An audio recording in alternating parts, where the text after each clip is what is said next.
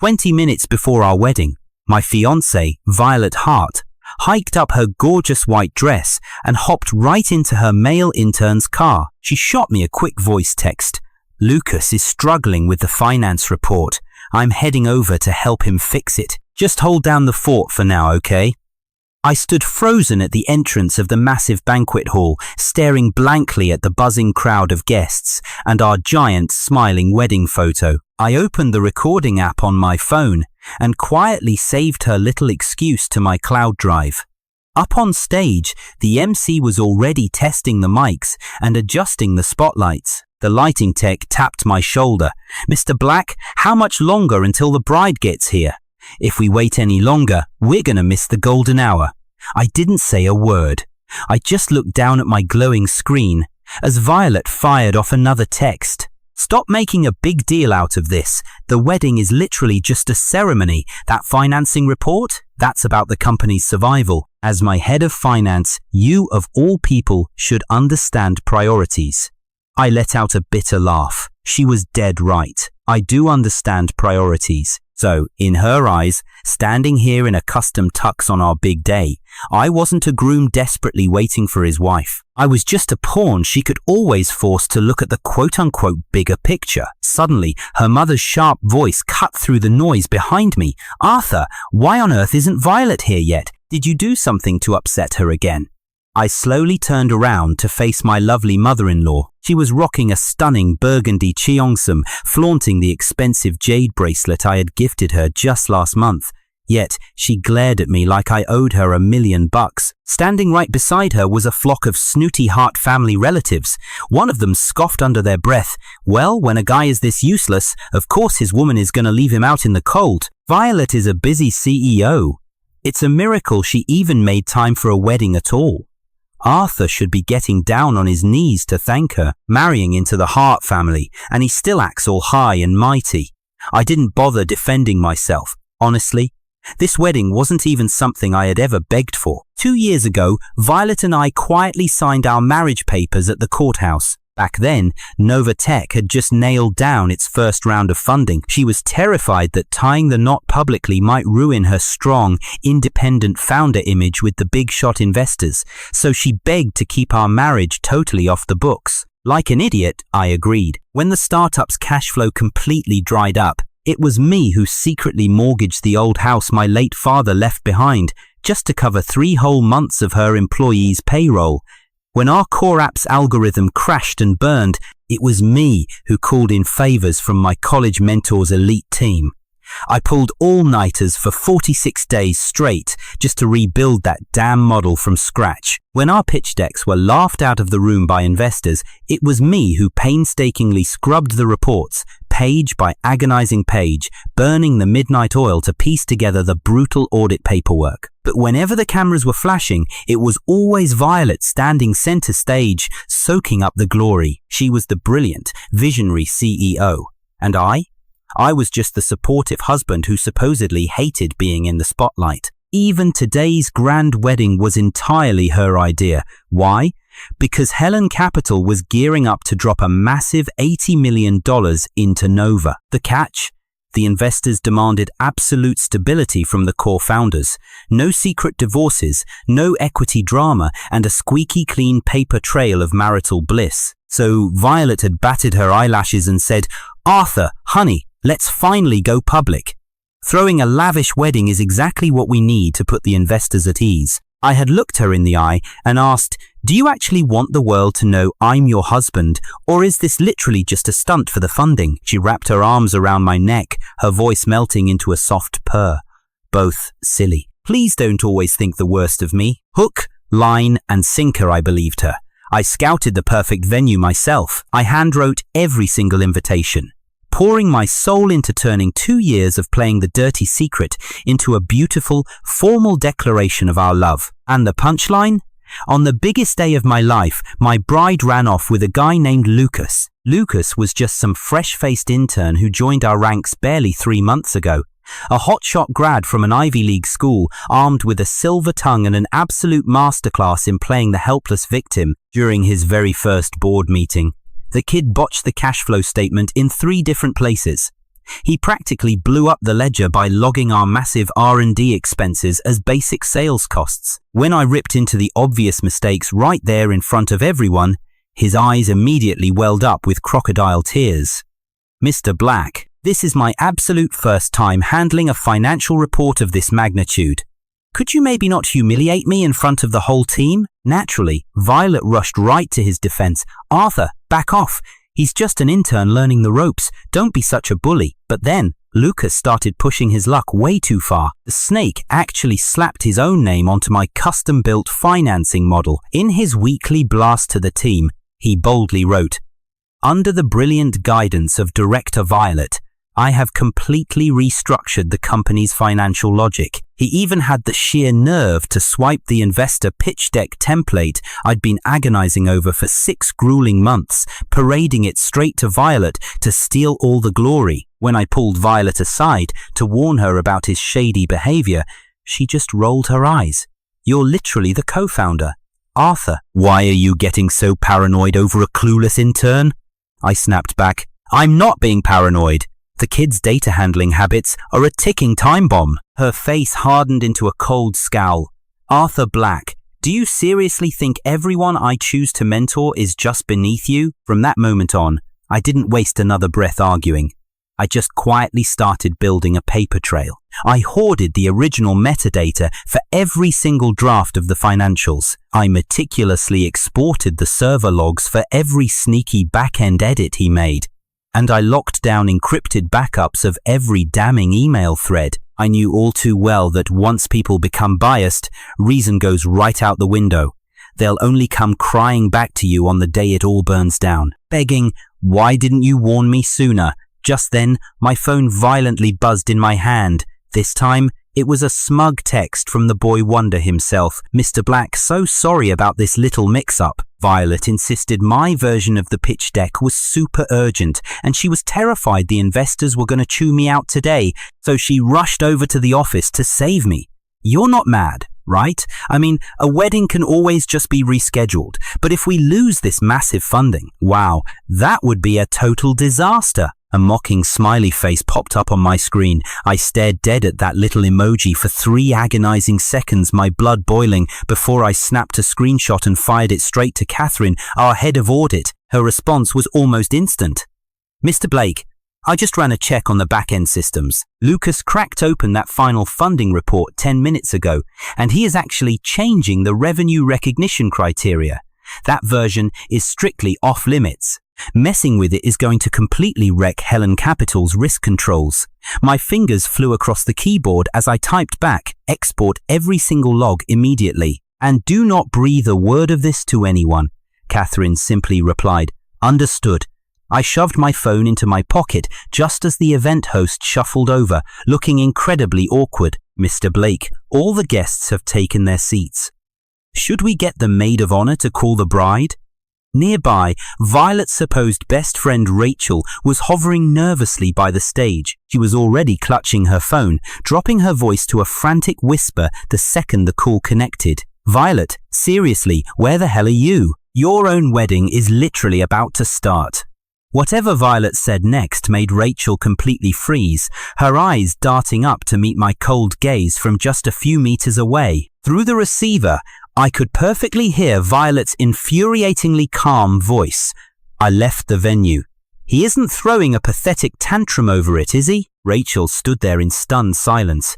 I calmly walked right up to her and held out my hand. "Give me the damn phone." Rachel's face drained of color. "Arthur, please don't do anything crazy. Violet just stepped out to handle a tiny work emergency. I didn't even waste my breath arguing. I just snatched the phone and hit the speaker button." Violet's arrogant voice echoed loud and clear across the entire backstage area. "Just keep an eye on him for me, okay?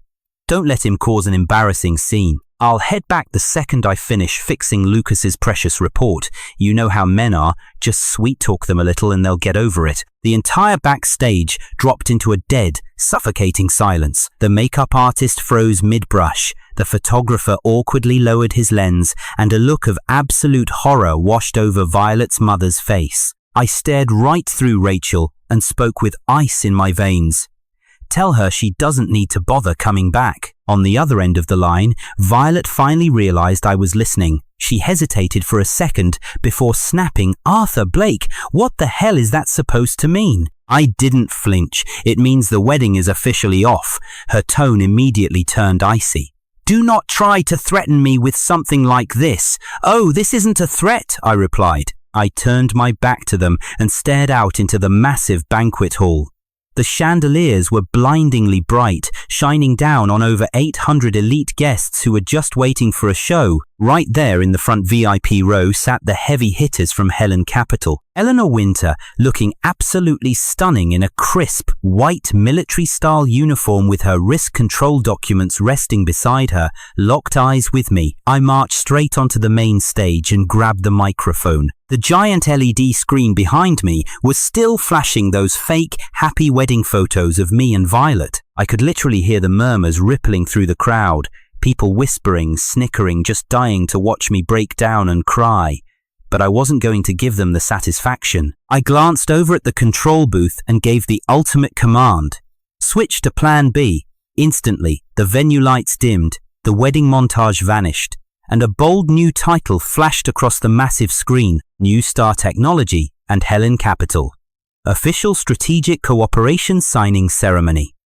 The entire ballroom erupted into an absolute frenzy of gasps and shocked whispers. I stood tall right on the very spot where I was supposed to be exchanging wedding rings and confidently addressed the bewildered crowd. "Ladies and gentlemen, today's wedding is officially cancelled.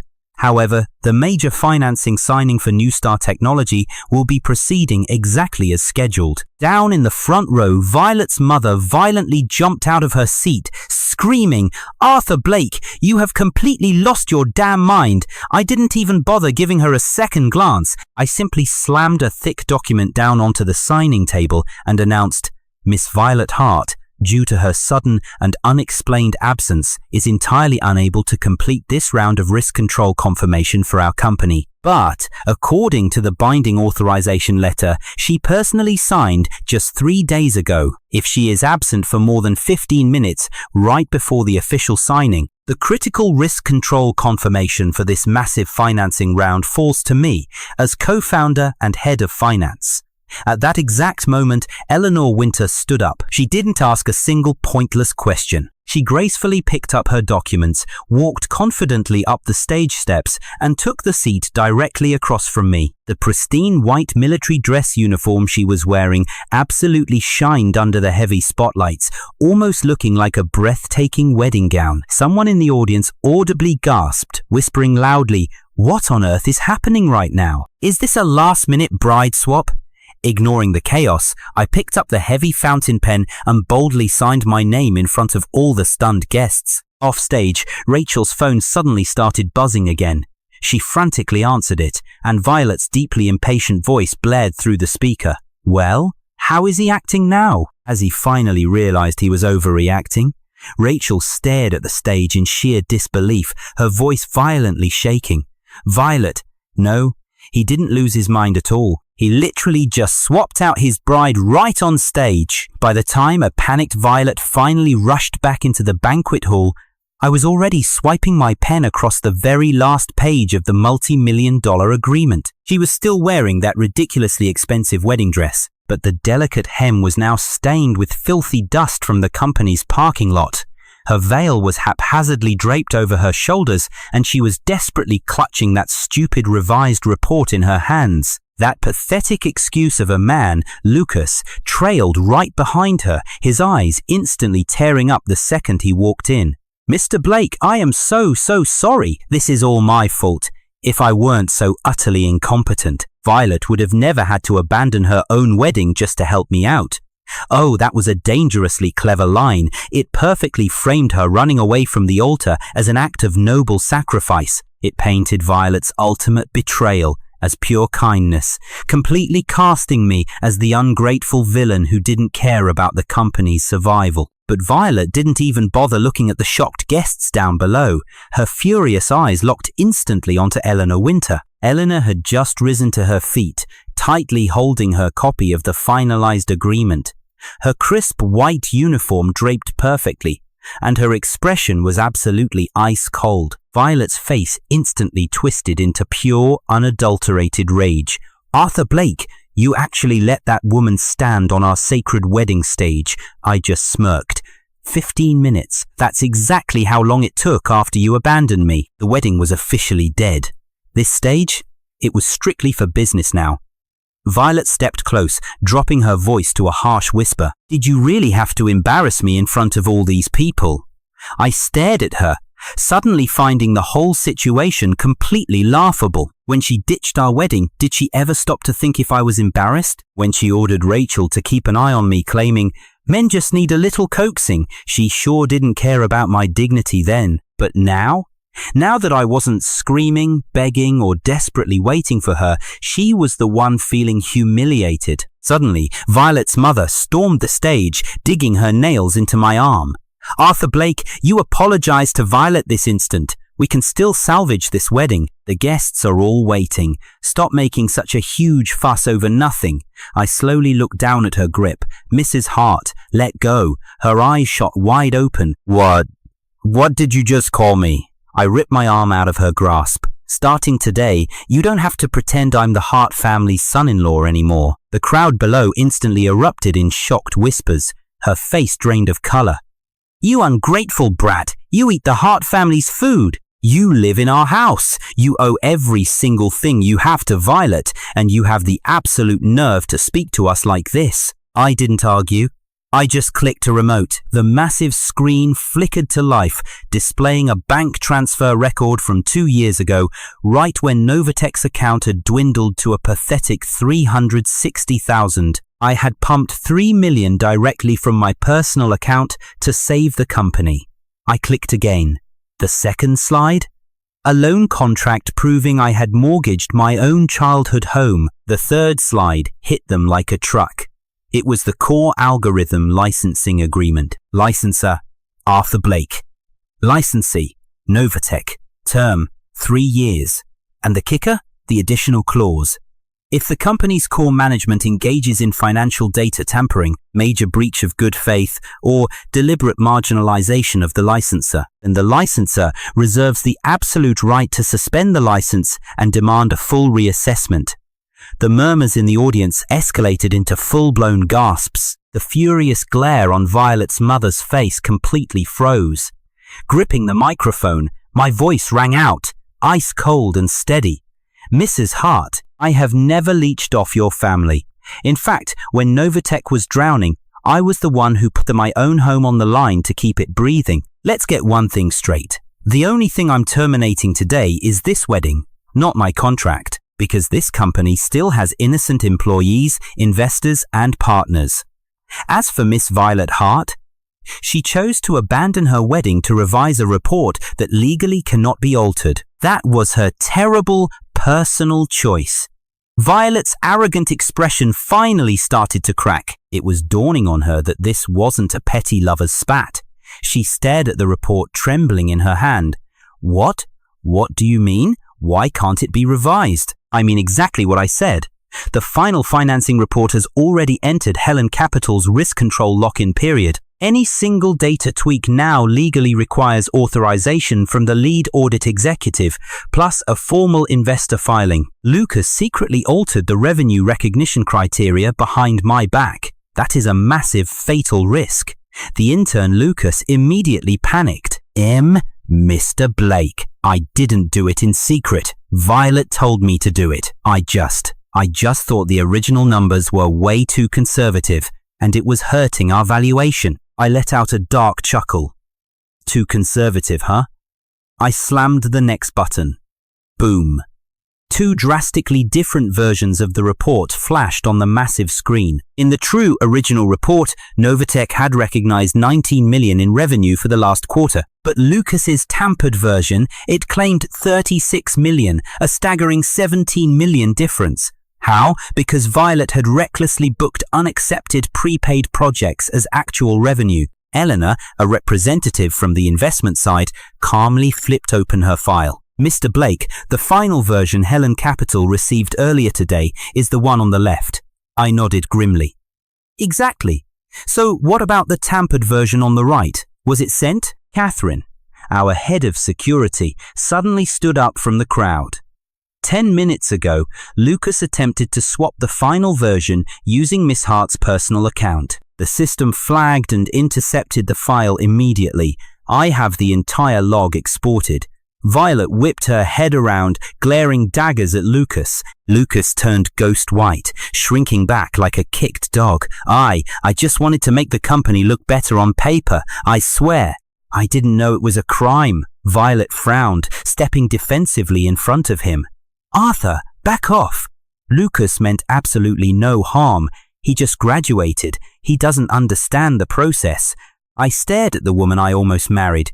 Any lingering trace of warmth I had left for her turned instantly to ice. Doesn't understand the process? Is that why he was freely using your executive account? Violet, you are the CEO. Please, enlighten the room. How does a fresh intern get his hands on your highest system privileges? She completely froze. You could hear a pin drop right before the board of directors erupted into a frenzy of furious whispers. Down in the front row, Violet's uncle, Director Richard, had a face like thunder. He violently pushed his chair back and stood up. Arthur Blake, enough! This is a professional signing event, not a soap opera for your petty family drama. Whether this intern's screwed up or not, we will handle it internally. There is absolutely no need to publicly corner a rookie. I met his furious gaze dead on. You know what? You're completely right. Director Richard. I set the mic down and calmly picked up a heavy stack of documents from the signing table. Therefore, I am formally proposing the immediate suspension of Lucas's access to all financial materials. Furthermore, Violet Hart will remain CEO, but her sole approval authority over this round's financial reports is hereby stripped until a full audit is completed. Richard scoffed, his expression twisting into a sneer. Are you insane? You don't have anywhere near that kind of authority. I casually flipped to the final page of my agreement, tapping the fine print. Oh, but I do. Let me introduce you to Article 7 of the Helen Capital Supplementary Clause. If our financial records show any signs of tampering, the head of finance and the lead risk control executive have the absolute right to lock everything down immediately. Eleanor didn't hesitate. She clicked her pen and signed right on the dotted line. Helen Capital officially initiates the lockdown, she announced. The moment those words echoed through the hall, Violet's arrogant mask finally cracked. She lunged forward. Arthur Blake, are you seriously doing this right now? She snapped. I calmly slid the document across the table. It's not about what I want to do, Violet. It's about the fact that you literally handed me this financial disaster on our wedding day. Right on cue, Lucas forced out a pathetic sob. Miss Violet, I am so sorry. I should just go. Please, I don't want to ruin your marriage. He spun around to make his dramatic exit, but I wasn't letting him off that easy. Hold it right there, I ordered. He froze. I signaled Catherine to pull up the system logs. 10 minutes ago, you didn't just mess with our revenue numbers, you actually deleted a massive bad debt warning. The massive screen flashed, and a glaring hidden alert popped up for everyone to see. The Polaris project is overdue by 90 days, with an estimated bad debt risk of $27 million. The entire ballroom went dead silent, like all the oxygen had just been sucked out of the room. Lucas stood there, looking absolutely pathetic, his fake tears stuck on his pale cheeks. I glared dead at him. Start explaining, now, but he couldn't explain a damn thing. Why? Because that bad debt warning was a trap I had personally set for him. Sure, the Polaris project actually had some real payment risks, but I purposely hid it in the fine print. I buried a single line deep in the draft notes and rigged it with a silent alarm. My goal was simple. I just wanted to see which rat would take the bait. A normal auditor would never touch it. A standard finance clerk wouldn't dare delete it. Only a desperate fool trying to cook the books would find that note and erase it. Lucas took the bait, and Violet blindly took the fall for him. The vibe at the wedding had completely flipped. The smug elites who came to watch me get humiliated were now grabbing their popcorn to watch the mighty Hart family implode. Violet's mother was shaking like a leaf, aggressively whispering into her daughter's ear. Didn't you promise me this was just a tiny mistake? Violet stared at the giant screen, the color draining from her face. It wasn't that she was clueless about corporate finance, she was just way too blind when it came to her precious Lucas. Or, more accurately, she was so used to treating me like dirt that she never bothered to trust me. Lucas panicked and whipped around to face me. "Mr. Blake, okay, I admit I made a mistake and handled this unprofessionally, but you can't just maliciously set a trap to frame me like this." I let out a cold laugh. "Did I force you to delete those notes?" He choked, completely speechless. I kept pushing. "Did I force you to log into the system using Violet's executive master account?" His face turned as white as a ghost. "And did I force you to call my bride away on our wedding day?" Every single pair of eyes in that ballroom locked onto him. Lucas finally cracked under the pressure, turning his puppy dog eyes back to Violet. "Miss Violet, I swear, I was just terrified the financial review would fail. I honestly thought Mr. Blake was purposely suppressing the data to sabotage the company's valuation." What a brilliant little snake, throwing the blame right back at me. And of course, Richard instantly jumped on the chance to attack. "Arthur Blake, the boy actually makes a good point. You control the financial models, and you've always been painfully conservative with our numbers. Are you trying to pull a fast one on us?" Richard stormed up to the stage. "Nova needs to raise $80 million, and you've been brutally slashing our profit margins. If Helen Capital tanks our share price today, are you going to pay for those massive losses?" Right on cue, the greedy board members started nodding along in agreement. He's absolutely right. Mr. Blake has always held us back, and it's seriously risking our entire funding round. Plus, this ridiculous stunt today has completely trashed the company's public image. Miss Violet running off was just a personal issue, but Arthur leaking our financials like this, that's corporate sabotage. Listening to these leeches, I didn't feel a shred of surprise. They all knew damn well that Lucas was guilty as hell. They were just terrified of their golden girl Violet looking bad, and even more terrified of losing their precious payday. But most of all, they were terrified that the quiet, obedient underdog they used to walk all over had suddenly grown a spine. Violet finally snapped out of her daze, glaring at me with raw, bitter resentment. She looked down her nose at me. "Arthur, fine, we can audit the report. But airing out our dirty laundry at the wedding, don't you think you went a bit too far?" I stared right back into her eyes. "Oh, so now you think things are going too far?" She bit her lip, looking away. "Look, I admit I shouldn't have run out, but you didn't have to turn our ceremony into a circus and replace me with Eleanor Winter. Did you even for a second think about my feelings?" Eleanor clearly didn't want to get involved in this soap opera, but hearing that, she slammed her folder shut. "Miss Violet, I'm going to have to stop you right there. I stepped onto that stage solely as the head of risk control for Helen Capital, just to secure our contract. I have zero interest in playing a part in your messy marital drama." Violet's face twisted into an ugly scowl, while Lucas muttered under his breath. "Yeah, well, the press isn't going to see it that way," he grumbled. And as if on cue, Rachel came sprinting over, wildly waving her phone. "Violet, we have a huge problem." The wedding footage had already leaked online, and the viral headlines were absolutely brutal. "Runaway bride ditched. Groom swaps fiancé for corporate megadeal. Wedding crashes into savage funding war. Runaway bride returns green with envy. Other man suspected of home-wrecking CEO's marriage. Wedding day scandal rocks the internet." After reading the blazing headline, Violet's fingers trembled violently. She looked up at me, her voice shaking. "Arthur Blake, are you satisfied now?" I didn't say a word. I just calmly unlocked my phone and pulled up a file I had prepared a long time ago. A formal wedding cancellation statement. Violet froze in her tracks. I tapped the screen, projecting the statement onto the massive display for everyone to see. The message was brutally short. Point 1, I read aloud. "The wedding is cancelled due to Miss Violet Hart's abrupt departure."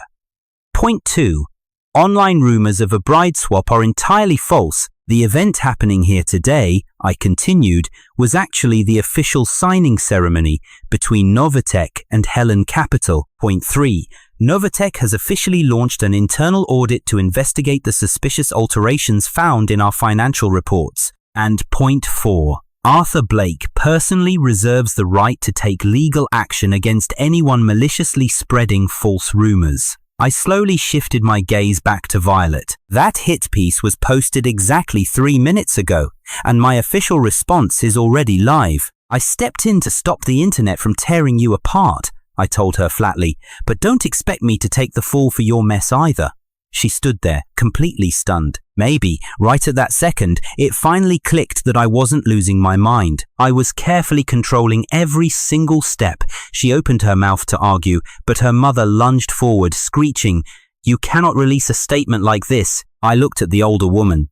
Her face was flushed, dark red with rage. "You wrote that Violet abruptly departed. Isn't that just throwing my daughter to the wolves? You need to change it.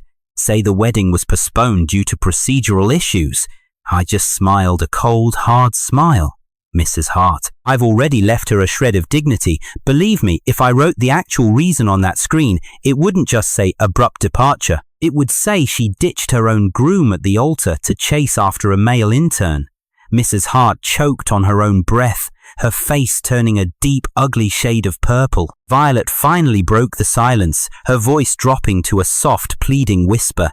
"Arthur, please, don't do this." It was the first time today she had actually called me by my name, and she sounded so gentle. In the old days, whenever she screwed up, all she had to do was soften her tone, and I would break my back cleaning up her messes. But those days were over.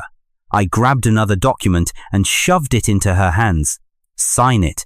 She looked down, and the bold title said it all. Confirmation of asset liquidation and separation of marital property. Her face drained of all color in an instant. Are you really trying to settle scores with me?" she stammered. I leaned in close. "The second you walked out of this venue, the score needed settling." She aggressively pushed the papers back. "I am not signing this," she yelled. I simply nodded. "Fine, refuse all you want. I'll just trigger a third-party audit, right by the book of our prenuptial agreement." Violet's head snapped up, her eyes wide with panic. She must have conveniently forgotten the hoopla before we got our marriage license. The Hart family, terrified that I was just a gold digger after their fortune, had forced me to sign a ridiculously ruthless prenup. The contract explicitly stated that all premarital assets remained totally separate. However, if one party committed a major breach of trust, or maliciously sabotaged the other's career, or dragged them into massive financial risk through the marriage, the victimized party had the absolute right to demand an immediate split of assets and a total financial reassessment. I still remember the day her mother slapped that thick stack of papers on the table right in front of me. She had sneered, "Arthur Blake, don't blame us for being careful. The Hart family fortune didn't just fall from the sky, you know." I signed it without hesitation because back then I foolishly believed that as long as my love for Violet was real, we'd never need it. Now, ironically, the very knife the Hart family held to my throat was the exact weapon I needed. I tapped my pen against the table. "Sign it or don't. That's entirely up to you." Violet's eyes welled up with angry tears. "Just because I stepped away for one tiny moment today, you're going to push things this far?" I stared at her. Deadpan. "A moment, Violet. I waited 2 long years for you to acknowledge me in public. I waited 2 whole years to earn your trust. Well, today, I'm done waiting." Her lips trembled, but no words came out. Right then, Catherine marched over, her face grim and serious. "Mr. Blake, the audit team just uncovered something massive." I frowned. "What is it?" She quickly handed me her tablet. That punk intern, Lucas, hadn't just hacked into our internal network to forge financial reports. He had also secretly logged into the external email servers of the Polaris Group. The Polaris Group, the exact same client sitting on $27 million of our bad debt. I shot a deadly glare at Lucas. The kid immediately looked at the floor, sweating bullets. It suddenly dawned on Violet that today's disaster was way bigger than just a runaway bride. The precious little intern she had been desperately protecting was one step away from dragging all of Novatech into the gutter. The wedding reception had become a total circus. As the crowd shuffled out, the room buzzed with nasty whispers. The Hart family's snobby relatives scrambled for the exits faster than anyone else. They had strutted in here acting like I was some peasant marrying up, but on their way out, They didn't even have the guts to look Violet in the eye. The executives from Helen Capital, however, stayed planted in their seats. Eleanor coldly instructed her assistant to seal the contracts away, and she fired off a corporate email right there on the spot. Due to severe discrepancies in Novatech's financial disclosures, Helen Capital is initiating an immediate supplementary due diligence investigation. The scheduled funding date will be delayed by a minimum of 3 days. The second she said 3 days, Richard's smug face completely shattered. "Miss Eleanor, please, today was just a giant misunderstanding. There's absolutely no reason to delay the funding, right?" Eleanor cut him down with an icy stare. "Director Richard, Helen Capital is investing $80 million here, not 8,000. Your revenue numbers were doctored, bad debt warnings were secretly deleted, and a random intern was somehow using your CEO's admin account. Any single one of those offenses is more than enough for us to pull the plug." Richard opened his mouth to argue, but I shut him down instantly. "Director Richard, there is no need to panic if the audit comes up clean. It'll be business as usual in 3 days. He shot me a venomous glare, but I already knew exactly why he was sweating. A huge chunk of that $80 million in funding was meant to buy back his early proxy shares. If this deal stalls out, his big payday goes right down the drain. But the real nightmare for him? If this financial fraud is proven true, the valuation of his shares will absolutely tank. So he wasn't standing up for Violet today. He was desperately trying to protect his own wallet. Violet finally caught on too. She stood frozen below the stage, her gorgeous wedding dress trailing on the ground, looking completely drained of color. And Lucas, he didn't dare shed another fake tear. He hung his head like a little kid who got caught with his hand in the cookie jar. But I knew the truth. He was no kid. He was just a master manipulator playing the victim. I marched right up to him. "Hand over your phone and laptop to the audit team now." Lucas snapped his head up, eyes wide. "Mr. Blake, you have no right to search my personal devices." I kept my voice dead cold. "I don't care about your personal files. But today, you used your personal laptop to log into our secure financial system, compromising critical funding data. Check your security agreement, kid. The company has every right to seize the device and bring in a third party to pull the evidence." Panic washed over his face. "President Violet, I was just helping you fix the report." "Why are they attacking me?" Violet instinctively opened her mouth to defend him, but I shot her a warning look. "If you shield him one more time, Violet, I will list you as a co-conspirator." She froze instantly. That threat hit harder than any screaming match ever could because the brutal reality finally sank in. Lucas saw the shift in her eyes too. The pitiful, wronged puppy look on his face rapidly mutated into raw, unfiltered panic. Right on cue, Catherine marched in with the IT security squad. "Lucas, make this easy and cooperate." But the kid scrambled backward. "No, I won't give them to you. I didn't even do anything wrong." Catherine didn't miss a beat. Her tone strictly business. "Then we are suspending your network access, calling legal, and we reserve the right to involve the police." At the mention of the word police, Lucas's hands started shaking uncontrollably. He looked desperately at Violet. "President Violet, please, say something." Violet tightly squeezed her eyes shut. "Lucas, just cooperate with the auditors for now." In a split second, the kid's mask slipped. The sadness vanished, replaced by pure toxic hatred. And in that terrifying moment, Violet finally saw his true colors. She was paralyzed. For the very first time, it dawned on her that the sweet, innocent boy she had risked everything to protect was actually a snake in the grass. Once his gear was bagged and tagged, I turned my back and walked right out of the banquet hall. Violet scrambled after me. At the hotel entrance, the chilly night wind whipped her bridal veil into the air. She stumbled awkwardly in her high heels. "Arthur Blake, wait!" I stopped dead in my tracks. She stood on the steps, gasping for breath. Where are you going tonight?" I looked back at her with dead eyes. "Home. To my own place." "Our home is your place," she pleaded. I just let out a hollow laugh. "Violet, do you even remember that it's supposed to be our home?" Her eyes instantly brimmed with guilty tears. "I know I messed up today, Arthur, but I really just needed to put the company crisis first." Lucas wouldn't stop crying. He said if the report tanked, he wouldn't graduate or get hired anywhere. I just couldn't ruin a young kid's entire future. I stared right through her. So instead, you chose to ruin our wedding? Her voice totally broke.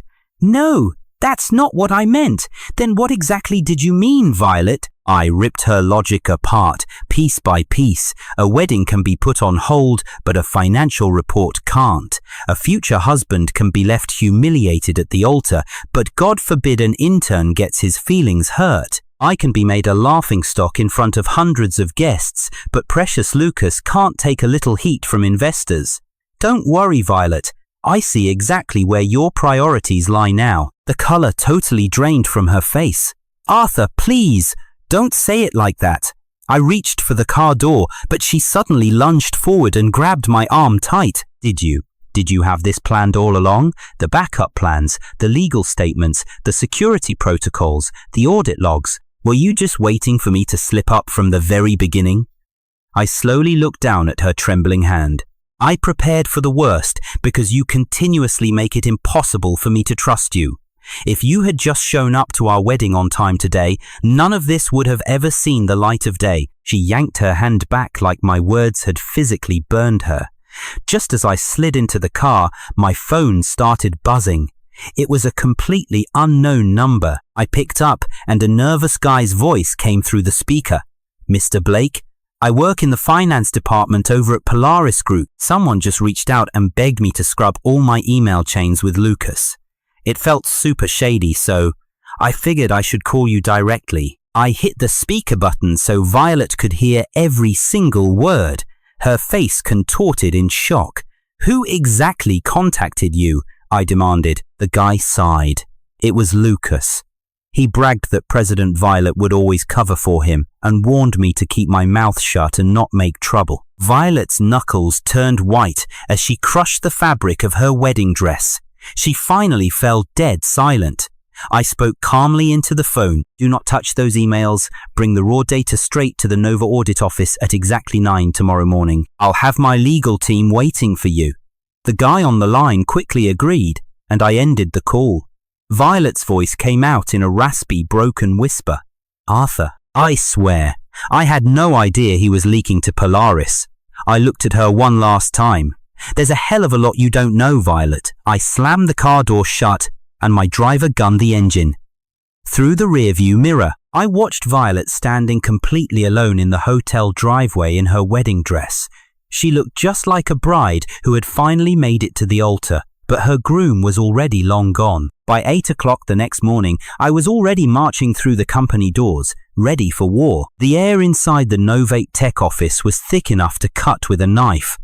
By now, everyone had caught wind of the wedding disaster and the massive glaring holes in our financing docs. The second I stepped through the doors, half the floor suddenly found their keyboards fascinating, ducking their heads to pretend they were swamped. They used to call me Mr. Blake out of sheer politeness, mostly because everyone knew Violet held the real power around here. But today, their faces told a totally different story.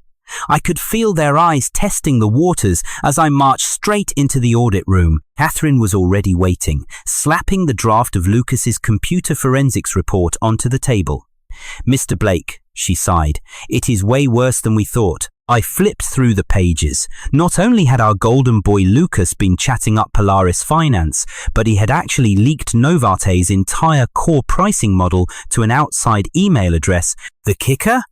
That email was registered to the assistant of the vice president of the Polaris Group, created exactly 2 weeks ago. Literally one single day before Polaris conveniently started defaulting on their payments. I kept scanning page after page, completely unfazed. Lucas never just made a random mistake. Every move that Rat made was calculated.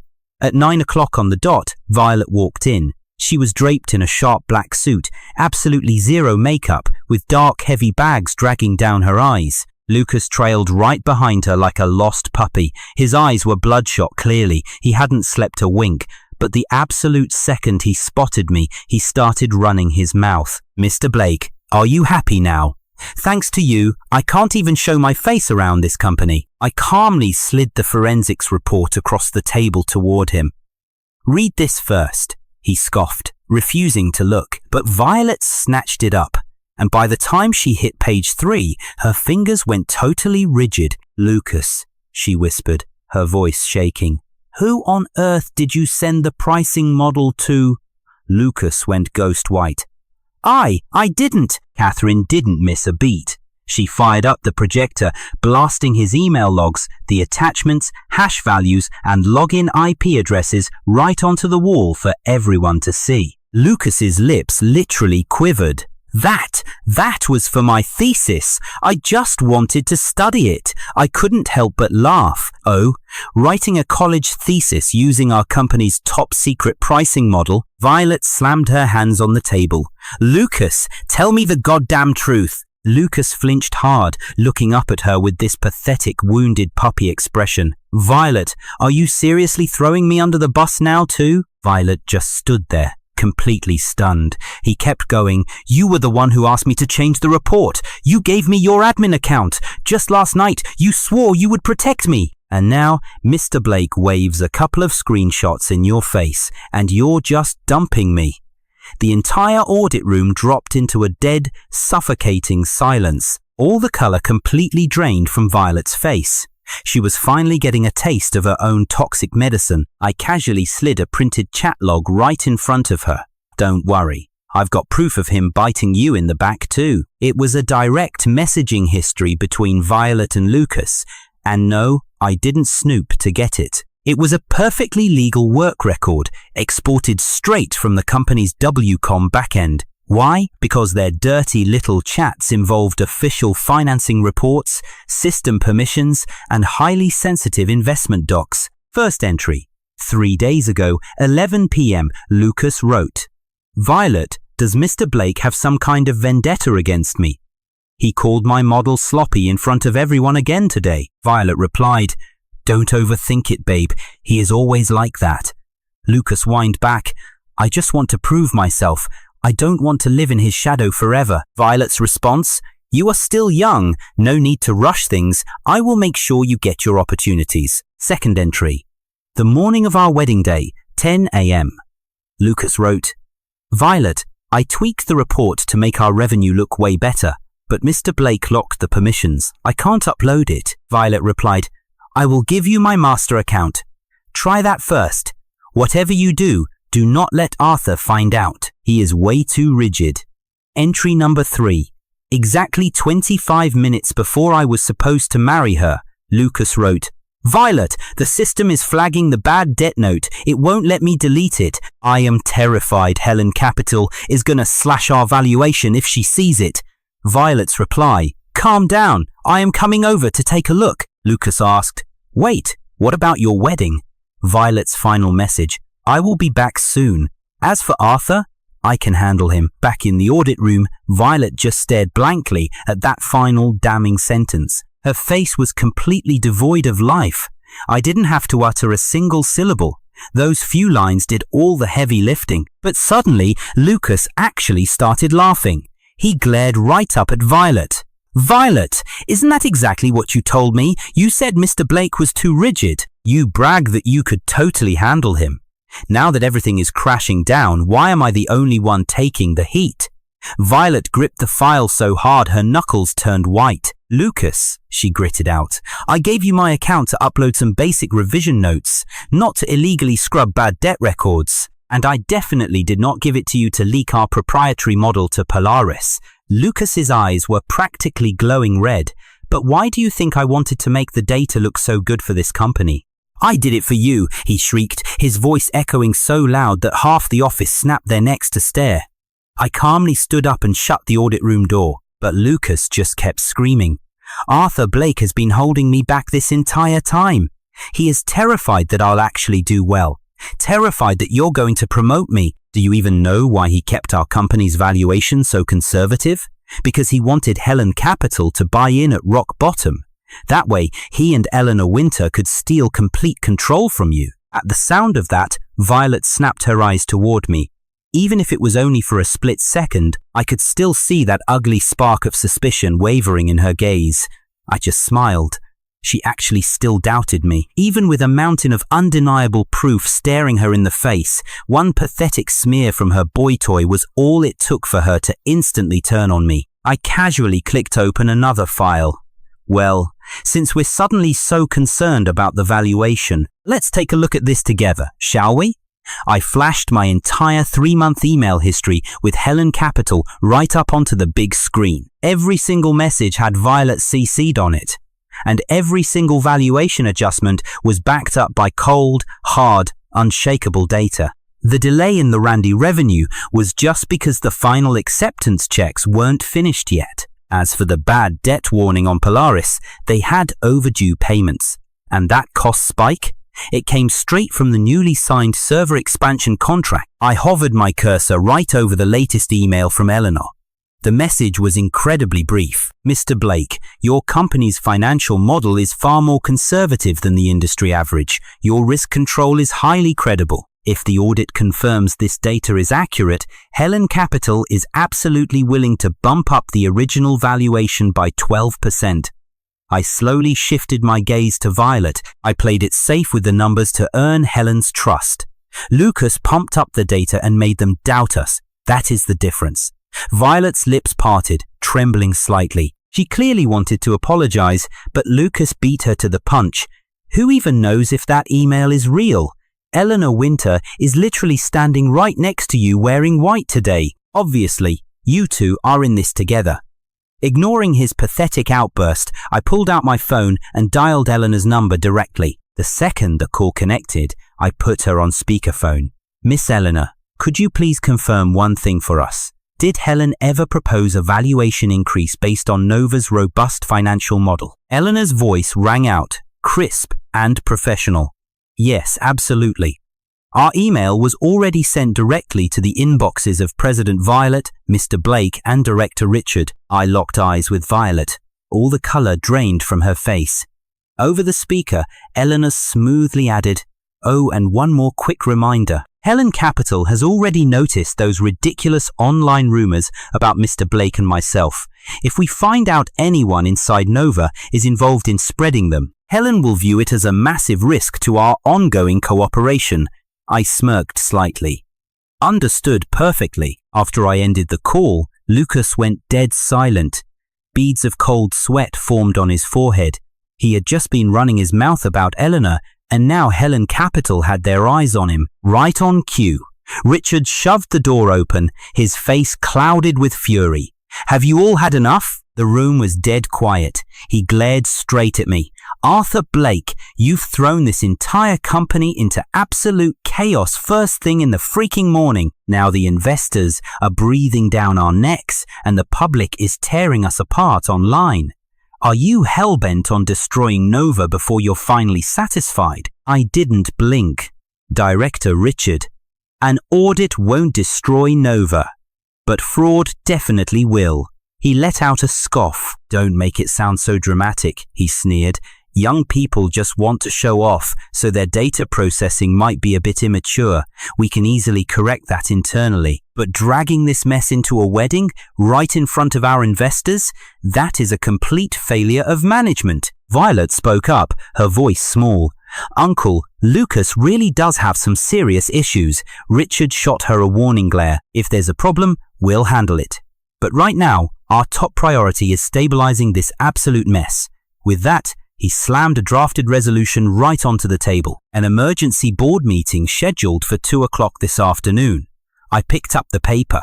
The bold title read, "Motion to suspend Arthur Blake's authority as financial officer pending internal investigation." A cold smile crept onto my face. There it was. Before they even bothered investigating Lucas's blatant fraud, they were already scrambling to silence me. Violet's expression drastically shifted. "Uncle, this really isn't fair," she pleaded. Richard turned on her, ice in his voice. "Do you honestly think you still have the right to talk about what's fair? You are the one who ditched the wedding. You lent out your personal account and the tampered reports came straight from your team. If you want to keep your cushy seat as CEO, you need to stop letting your feelings get in the way." The harsh words hit like a truck. Violet was completely silenced, choking on her response. I looked at her. really looked at her. For the first time today, she was standing exactly where I used to be, constantly doubted, forced to swallow the unfairness, completely silenced by the so-called bigger picture. It's a real shame she's only just figuring this out now. But it's way too late for regrets. I calmly tossed the proposal back onto the desk. 2 o'clock this afternoon? Don't worry, I'll be there right on time. Richard narrowed his eyes. You had better think this through very carefully. The boardroom isn't a damn wedding venue. You aren't going to win this just by flashing a few screenshots. I nodded slowly. Oh, I know, which is exactly why I'm bringing a hell of a lot more than just screenshots. Fast forward to 1:50 p.m. The boardroom was packed to the brim. Violet sat at the head of the table, looking like a total wreck. Richard sat smugly to her right, a massive stack of printed materials sitting right in front of him. And of course, Lucas was there too. He huddled in the corner, his eyes red and teary as if he were the one who had just been relentlessly bullied. The moment I pushed the heavy doors open, every single eye in the room locked onto me. Richard didn't waste a second. Today's emergency meeting has only one item on the agenda. We are deciding whether or not Arthur Blake is still fit to serve as the head of finance. He started sliding the packets across the table. The very first page was a screenshot of the vicious online hate. The second page was a still from the disastrous wedding video. And the third page? A so-called anonymous employee complaint. This ridiculous complaint accused me of ruthlessly suppressing the new hires for years, deliberately sabotaging the company's financing efforts, and using the wedding drama as a power grab to seize control. But when I flipped to the very last page, I actually had to do a double take at one specific line. Arthur Blake has a highly suspicious, intimate relationship with Eleanor Winter from Helen Capital, leading to massive conflicts of interest. I genuinely couldn't help myself. I burst out laughing. Richard glared at me, his voice pure ice. What exactly is so funny? I slapped the packet shut and grinned. I'm just laughing at how incredibly fast you all move. The same garbage mud that Lucas was slinging this morning somehow made its way into a typed anonymous complaint by the afternoon. The entire conference room went dead quiet. All the fake color instantly drained from Lucas's pale face. Richard slammed his hand on the table. You better watch your attitude. Unfazed, I calmly plugged my USB drive into the main computer. Well then, Director Richard, you better pay very close attention to my evidence. The projector flickered to life, illuminating the dark room. Boom! First up, break room security footage. The timestamp read 10:47 a.m. There was Lucas, phone in hand, whispering to another intern, Hey, help me spam some anonymous complaints. Just write that Arthur Blake is bullying the rookies. Relax. Director Richard has our backs. The conference room went dead silent. Lucas leaped to his feet, panicking. That's totally taken out of context. I didn't even blink. Just click to the next clip. An audio recording this time. Lucas's whiny voice echoed loud and clear. Just drag Eleanor Winter into this mess too. Arthur only put her on stage today to piss off President Violet, right? We control the narrative. He won't be able to talk his way out of this one. I killed the audio and locked eyes with Richard. Director Richard, you were actually right. This boardroom isn't a wedding venue. That's exactly why I brought a lot more than just screenshots today. You could hear a pin drop in that room. No one dared to breathe. Richard's face turned a deep shade of purple. He slammed his fists on the table. Who the hell gave you that security footage? Arthur Blake. Accessing employee surveillance without authorization? That is a massive violation. I just stared right back at him. Article 12 of the company security management system. In cases involving trade secret leaks, tampering with financial documents, or malicious smear campaigns, the compliance officer has full authority to pull public surveillance. Right on cue, Catherine stood up. I signed his access request. Legal has already filed the paperwork. Richard looked like he'd been slapped. He never expected Catherine to stick her neck out for me. She was always the quiet one at the office. No office politics, no sucking up to the bosses. She just did things by the book. People like her blend into the background on a normal Tuesday. But when the hammer falls, her word hits harder than 10 board members combined. Violet stared at Catherine, a complicated look twisting her face. Maybe it finally clicked why I trusted Catherine so much. Because I never needed her to take my side. I just needed her to tell the cold, hard truth. Sensing defeat, Richard desperately pivoted. Fine. The anonymous complaint is shady.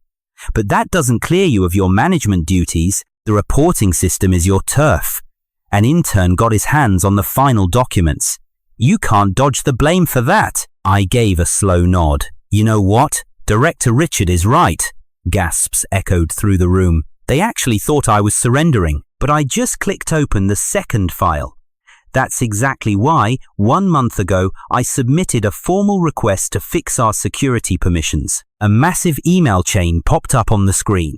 Recipients included Violet Hart, Richard Hart, HR Administration, and InfoSec. The subject line, urgent recommendation to restrict non-financial staff from accessing final reports. Right there in the body text, I clearly warned everyone that Lucas, a mere intern, had absolutely no business looking at our financial drafts and final data. I demanded that all system permissions be strictly locked down by finance, audit, and IT. And scrolling down, there was Richard's official reply. Procedures shouldn't be so rigid. We need to give new talent room to grow. Don't crush a young employee's initiative just because of your personal bias. The temperature in the room dropped to 0. Richard glared at the screen, looking like he'd seen a ghost. I stared him down. Director Richard, 1 month ago, you personally vetoed my security lockdown, but now you're claiming this massive security breach is completely my fault. He couldn't even form a word. I didn't wait, just swiped to the next slide. Here's my second email from 2 weeks ago. Subject: risk alert regarding Lucas's repeated, unauthorized downloads of our financial models. This time, the reply came from Violet. Lucas is just helping me organize the financing documents. Relax, I'll keep him in line. I shot a cold glance at Violet, who instantly hung her head in shame. And finally, my third email from 5 days ago. Subject: urgent reminder on the Polaris project's bad debts. In this thread, I begged you guys to truthfully disclose the Polaris debt risk in our draft. And Richard, you replied, disclosure is fine, but stop being so pessimistic. And Violet chimed in, Arthur, stop being so dramatic. You're going to scare off the investors. I shut down the email app. Listen to me, everyone. I warned you about the risks. I begged you to lock down the system. I tried to report the bad debts. But what did you say? You called me paranoid. You said I was bullying the intern. You said I was ruining the deal. I slowly turned my gaze to Lucas, who was shaking in his shoes. So, little Lucas here got the permissions, he got the president's password, and he had the absolute gall to rewrite the final financial report. And now that everything has blown up in your faces, you dare to tell me I failed at my job. So tell me, who actually left the front door wide open for him? Total silence. No one had the guts to speak. The undeniable proof was glowing right there on the screen. Violet looked like all the blood had drained from her body. But Richard, the man was too stubborn to die. He sneered, a desperate, ugly sound. Nice speech, Arthur, but you're just trying to save your own skin. You publicly cancelled the wedding today and completely trashed this company's reputation. A man who throws a temper tantrum like that has no business managing our money. I just smiled and nodded. Fair enough. Let's let the data do the talking. And with that, I clicked open the third file. Boom. Right after the whole wedding disaster blew up in our faces, inquiries on the Novastar website skyrocketed by a massive 320%. Richard looked like he'd been slapped. What? He sputtered. But I wasn't done. I just kept going. Look, I told the room, Helen might have hit pause on the cash drop, but she hasn't backed out. In fact, Eleanor Winter fired over a fresh due diligence checklist just an hour ago. If we can wrap up this audit review in exactly 3 days, their original plan to bump up our valuation is still totally on the table. I clicked a button, and Helen's email flashed onto the big screen for everyone to see. Because Novastar actually stepped up to expose and lock down the version contamination risk, their risk control team still trusts us. They believe our internal correction methods are actually legit. I scanned the room, making eye contact with every single board member. Yeah, The public backlash is nasty right now, but let's be real, cancelling a wedding isn't what scares off heavy-hitting investors. What really makes them run for the hills is if we knew our financial statements were completely rigged and just sat around pretending everything was perfectly fine. A hushed whisper rippled through the room. "He's got a point," one director muttered under his breath.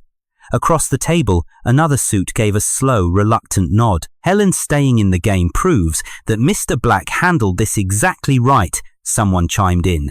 Richard's face went from pale to a dangerous, boiling red, but I wasn't about to give him a second to breathe. "So, here is my counter motion," I declared. Gasps echoed as I hit send, buzzing the document to every tablet in the room.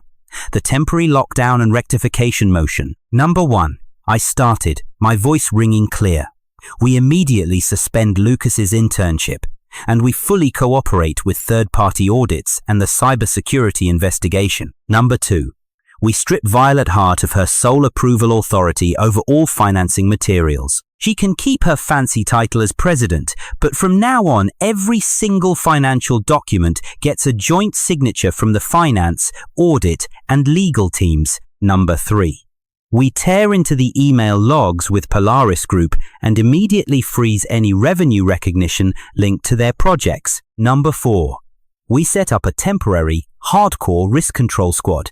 I'll be running it, alongside Catherine and our head of legal. And finally, number 5. If we prove that trade secrets were actually leaked, this company will hold those responsible completely accountable. No exceptions. Richard shot out of his chair, slamming his hands on the table. "This is an absolute power grab," he roared. I just stared him down. "It's not a power grab, Richard. It's called stopping the bleeding before we all bleed out." Violet finally looked up at me. Her eyes were swimming with a miserable mix of deep pain and total humiliation. I knew it killed her to have her power stripped away in front of the entire board. But she also wasn't stupid. She knew every single rule I just laid down was strictly by the book. The room held its breath. She sat there in dead silence for what felt like an eternity. Finally, she whispered, "I agree." Richard whipped his head toward her. "Violet, what are you?" But she just squeezed her eyes shut. "Uncle, stop," she cut him off. "If we don't dig out the absolute truth today, Helen is never releasing those funds." With that, the directors started casting their votes. The results were brutal and swift. Over 2/3 backed my play. Richard's pathetic motion was tossed in the trash, and my total overhaul was officially locked in. Lucas was huddled in the corner, looking like a ghost who just saw a bigger ghost. But before they could officially adjourn, I cleared my throat. "One last thing, a personal matter, just to keep you all in the loop." Every head in the room swiveled back to me. Reaching into my folder, I pulled out a crisp, single-page personnel file. "Starting today, right this second, I am officially resigning from all non-financial management duties in the joint operations of Novatech. Any personal drama from marital issues will no longer drag this company down." Violet's head snapped up. Her eyes went wide. She knew exactly what this was. It wasn't a simple resignation. It was me cutting the cord. For years, I had been the one scrubbing away toxic messes that I never even made. I was the one cleaning up her disasters, talking down furious clients, haggling over messy employee exits, and constantly shielding her from the board's brutal pressure. She got to play the fierce, untouchable president, while I was stuck as the silent, invisible shadow, keeping it all together. Well, I'm completely done. Richard just let out a nasty sneer. "Oh, please, you really think this company can't survive without you?" I calmly slipped the document back into my folder. "Oh, it'll survive," I said, flashing a cold smile. "Just don't come crying to me to fix your messes when it all goes up in flames." The second the meeting wrapped, I walked out. But Violet chased me down into the empty hallway. "Arthur, wait." I stopped dead in my tracks. She stood right behind me, her voice trembling and soft. "About today's board meeting," she started. Thank you for not tearing me apart in front of everyone." I slowly turned around, meeting her gaze. "You completely misunderstood. I wasn't trying to save your reputation. I was strictly preserving a legal chain of evidence to protect the company." Her eyes instantly welled up with red, stinging tears. I didn't give a damn. I turned my back and stepped straight into the elevator. Right as the steel doors started sliding shut, I caught a glimpse of Lucas slinking out of the conference room. He was staring daggers at Violet, his eyes absolutely freezing cold. Fast forward to 10 o'clock that night. My phone buzzed. It was a fresh, heavily encrypted report from Catherine. Mr. Black, we cracked it. Lucas's deleted external emails have been fully recovered. There's a specific message in here sent straight to Richard Hart. Honestly, seeing Richard's name in the dirt didn't surprise me one single bit. Think about it.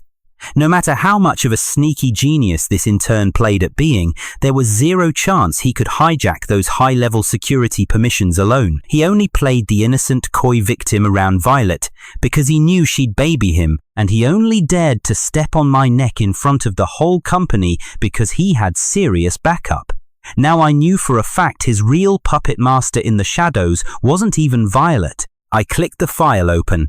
The timestamp was creeping up on a month ago, sent in the dead quiet hours of the early morning. It was a direct hit from Lucas to Richard. Director Richard, it read. Mr. Black is already sniffing around the Polaris payment returns. If he blows this open, it's going to completely tank our valuation. My advice? We completely bury the disclosure for now.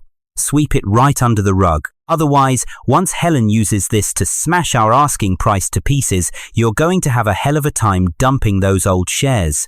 Richard's reply was disgustingly short. Do it. Just make absolutely sure you don't leave a single trace. I sat in the dark, staring at that glaring piece of treason for a long time. Then, I coldly backed the file up to 3 separate, untraceable cloud drives. When the sun came up the next morning, I didn't even bother driving to the office. Instead, I drove down to the beat-up old house my dad had left me. It was tucked away on a quiet, run-down street on the south side of town. Exactly 2 years ago, I had mortgaged this very house just to keep Nova Star alive. Not anymore. Later, when the company's cash flow finally bounced back, Violet offered to buy it back for me. I flat out refused. I paid off that loan, dime by dime, using my own dividends. Just last month, the debt was completely wiped clean, and that deed was right back in my hands. I stood at the entrance, just staring at the deep scratches on that old wooden door. When I was a kid, my old man always used to say, a man can take a loss once, but he should never, ever hand his only escape route over to somebody else. I didn't get it back then. But later, I sure did. My escape route meant I wasn't going to tie my dignity to Violet anymore. At 9 a.m., Violet called. I let it ring. Then, her text popped up. Where are you? The press is coming to the company today, and I really need you there. I texted back. I've stepped down from all non-financial operations. PR is the president's problem now. She fired right back. Arthur Black, this is not the time to be sulking. I actually chuckled at that line. In the past, whenever I warned her about the risks, she'd roll her eyes and say I was making a mountain out of a molehill. Now that she desperately needs me to play the hero and save her neck, she calls it sulking. I left her on red. At 10 o'clock, Rachel called. She's Violet's best friend, and the very same person who delivered that legendary line yesterday. He swapped brides right on the spot. I picked up. Rachel sounded super awkward. Arthur? Violet hasn't slept a wink all night. She really knows she messed up. Can you please just come back to the office? The media is writing absolute garbage, claiming she ditched her wedding for some male intern. She's under so much pressure right now. I cut in. Which part is garbage? Rachel choked on her words. I pushed. Did she or did she not ditch the wedding for Lucas? Dead silence on Rachel's end. And did she tell me not to make a scene claiming men are easy to soothe? Rachel's voice dropped to a whisper. Yes. Well then, the press didn't write a single lie, did they, Rachel? But you're still husband and wife, I scoffed. Husband and wife. Not a leash she can use to choke me every time she screws up. A heavy, suffocating silence hung on the line. Suddenly, Rachel blurted out, she wanted me to ask you. Did you really stay out all night? I glanced out at the old locust tree in the yard. Yeah, I did. Rachel's voice grew frantic, but she was crying. She kept saying you belonged to her. You were never like this before. I just smiled. I wasn't a pushover before, Rachel. The only difference is, back then I actually loved her. With that, I hung up. Right at noon, Catherine arranged to meet me at a little tea house near the old mansion. She brought the complete forensic accounting report. The shady connections between Lucas, Polaris, and Richard were basically wide open. I flipped through the stack of papers. Polaris Group owed Nova $27 million. If this blew up, Helen Capital would absolutely demand a massive valuation drop. That meant the cash Richard could squeeze from his old shares would dry up, so the snake needed a fall guy to hide the bad debt risk. Enter Lucas. Desperate to climb the corporate ladder, he wanted to play the big shot in front of Violet by stepping right over my dead body. The two scumbags hit it off instantly. Lucas snooped into the financial reports, playing the sweet intern just trying to help Violet share the burden. Richard gave him the green light from the board. And Violet? Blinded by her little crush and total arrogance, she just handed him the keys to the president's account. So, when the music stopped, all that explosive risk was dumped squarely onto my lap as the head of finance. If I hadn't locked down the original reports right there at the wedding, Helen Capital would have received cooked books in exactly 3 days. Once the cash cleared and they found the fake revenue and buried debts, Nova would be on the hook for massive fraud. Violet would play dumb, Lucas would point the finger at me, the finance chief, and Richard would wash his hands of it, saying she's just a director. In the end, I'd be the one wearing the handcuffs. Catherine took a slow sip of her tea. So, Mr. Black, what's our next move? I snapped the folder shut.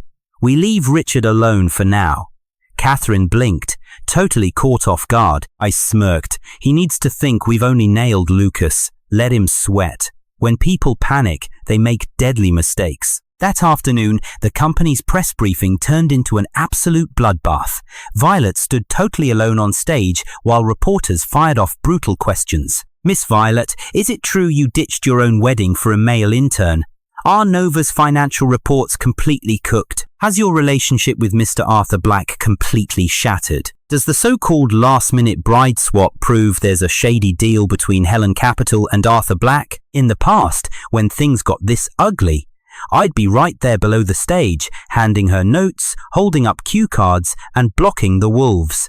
But today, I was nowhere to be found. Violet kept glancing out at the crowd. Her eyes instinctively searched for my usual spot, but all she found was an empty chair. Watching the live stream, I saw her freeze up. And I also caught Lucas skulking in the corner, frantically texting on his phone. Within minutes, new leaks flooded the internet. Insiders claim Arthur Black has been secretly hooking up with Eleanor Winter from Helen Capital for months. He staged the massive blowout at the wedding on purpose. Violet's shocking escape has a hidden truth. Pushed to the brink by her partner's emotional abuse, plus Nova employees accuse Arthur Black of ruthlessly bullying new hires. All these so-called leaks had the exact same format and buzzwords. It was painfully obvious the work of a cheap troll farm. I didn't even bother hitting back. I just let the rumors boil. Then, right at 7 p.m, Violet finally dragged herself to the old house to face me. She stood out in the cold, leaning on the doorbell for what felt like forever. When I finally opened up, there she was in a rumpled grey coat. Her makeup was a smeared mess, and her eyes were red and swollen from crying. "Arthur Blake, we need to talk," she pleaded. But I didn't step aside to let her in. I just looked at her and said, "We can talk right here." She peered past me into the yard. "You're staying here again?" I held her gaze. "This is my home." Her voice trembled. Then, "What about our home?" I didn't miss a beat. "You can keep staying there once the divorce settlement is finalized. I'll handle the paperwork." Tears spilled over her cheeks. "Do you really have to be so ruthless?" I just stared at her in silence. She took a ragged breath, desperately trying to pull herself together. "Those leaks online. I wasn't the one who posted them." I nodded. "I know." Her head snapped up, a pathetic glimmer of hope in her eyes. You believe me?" I cut her off. "I believe you because you're not that stupid." That little spark of hope instantly froze on her face. I leaned in. "But Lucas is, and so is Richard." Violet's entire expression crumbled. "Uncle?" I didn't show her the hard proof yet. I just tilted my head and asked, "Tell me, Violet, Do you still think Lucas is just young and naive? She was completely silent for a long time before whispering, I had the legal team run a background check today. His recommender for the job was my uncle. That single realization was crucial. For the first time ever, she had actually investigated the truth on her own. I didn't have to spoon-feed her the answers. Reality had finally slapped her hard enough to make her doubt the very person she'd been fiercely protecting. I crossed my arms. Keep digging. She looked up at me, shattered. You knew all along, she choked out. Why didn't you just tell me directly? I scoffed. How many times did I try to tell you? She completely froze. I spelled it out for her, nice and slow. I told you Lucas's data habits were dangerous, and you accused me of bullying the new guy. I warned you that admin permissions shouldn't be shared, and you screamed that I didn't trust you. I said Polaris's bad debts needed to be disclosed immediately, and you told me I was just being paranoid and pessimistic. Violet, it's not that I didn't tell you the truth, it's that you only ever believe exactly what you want to believe. She broke down sobbing, but I didn't feel an ounce of pity. Right on cue, her phone started buzzing. It was Lucas. Violet shot me a panicked look, answered the call, and put it on speaker. Lucas sounded completely frantic. Director Violet, is Arthur Blake there with you? Don't listen to a word he says. He's just trying to drive a wedge between you and Director Richard. I swear, I have evidence against him too. Violet's voice dropped to absolute ice. What evidence? Lucas hesitated, then blurted out, he's been planning to jump ship to Helen Capital this whole time. Eleanor Winter offered him a massive payout to betray us. For the first time, Violet looked at me, and her gaze didn't waver. She spoke right into the mic. Where is the evidence, Lucas? He started stammering, sweating through the phone. I'm still putting it together. Violet just closed her eyes in defeat. Lucas, be at the office at 9 a.m. sharp tomorrow. We're having a legal meeting. Dead silence on the line. Then, Lucas's tone snapped from panicked to venomous. Violet Hart, do you honestly think I'm scared of you? Don't you dare forget, those reports were altered on your orders. You gave me the master account. If I go down for this, I'm dragging you straight to hell with me. The call abruptly dropped. All the color drained from Violet's face. I stared her down. Did you hear that?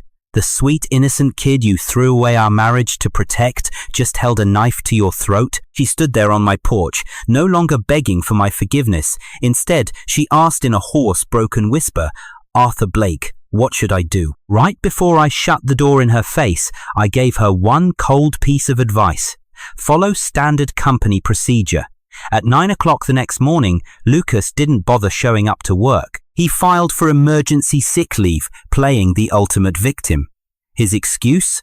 A severe mental breakdown caused by online harassment. But right at that exact moment, a massive post went viral online. The title? A confession from an intern. I just wanted to work hard and survive, but I became the sacrificial lamb in a billionaire marriage. The whole article was a masterclass in tear-jerking manipulation.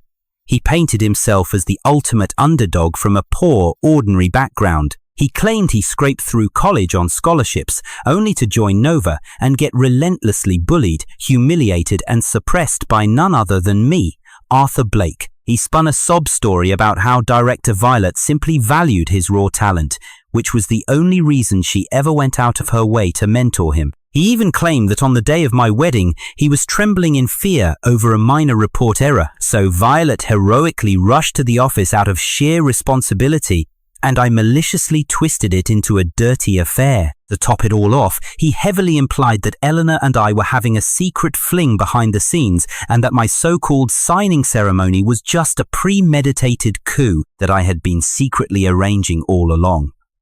But the very last line of his little manifesto was the most vicious strike of all. The elites at the top can destroy a young man's future with the flick of a finger, he wrote.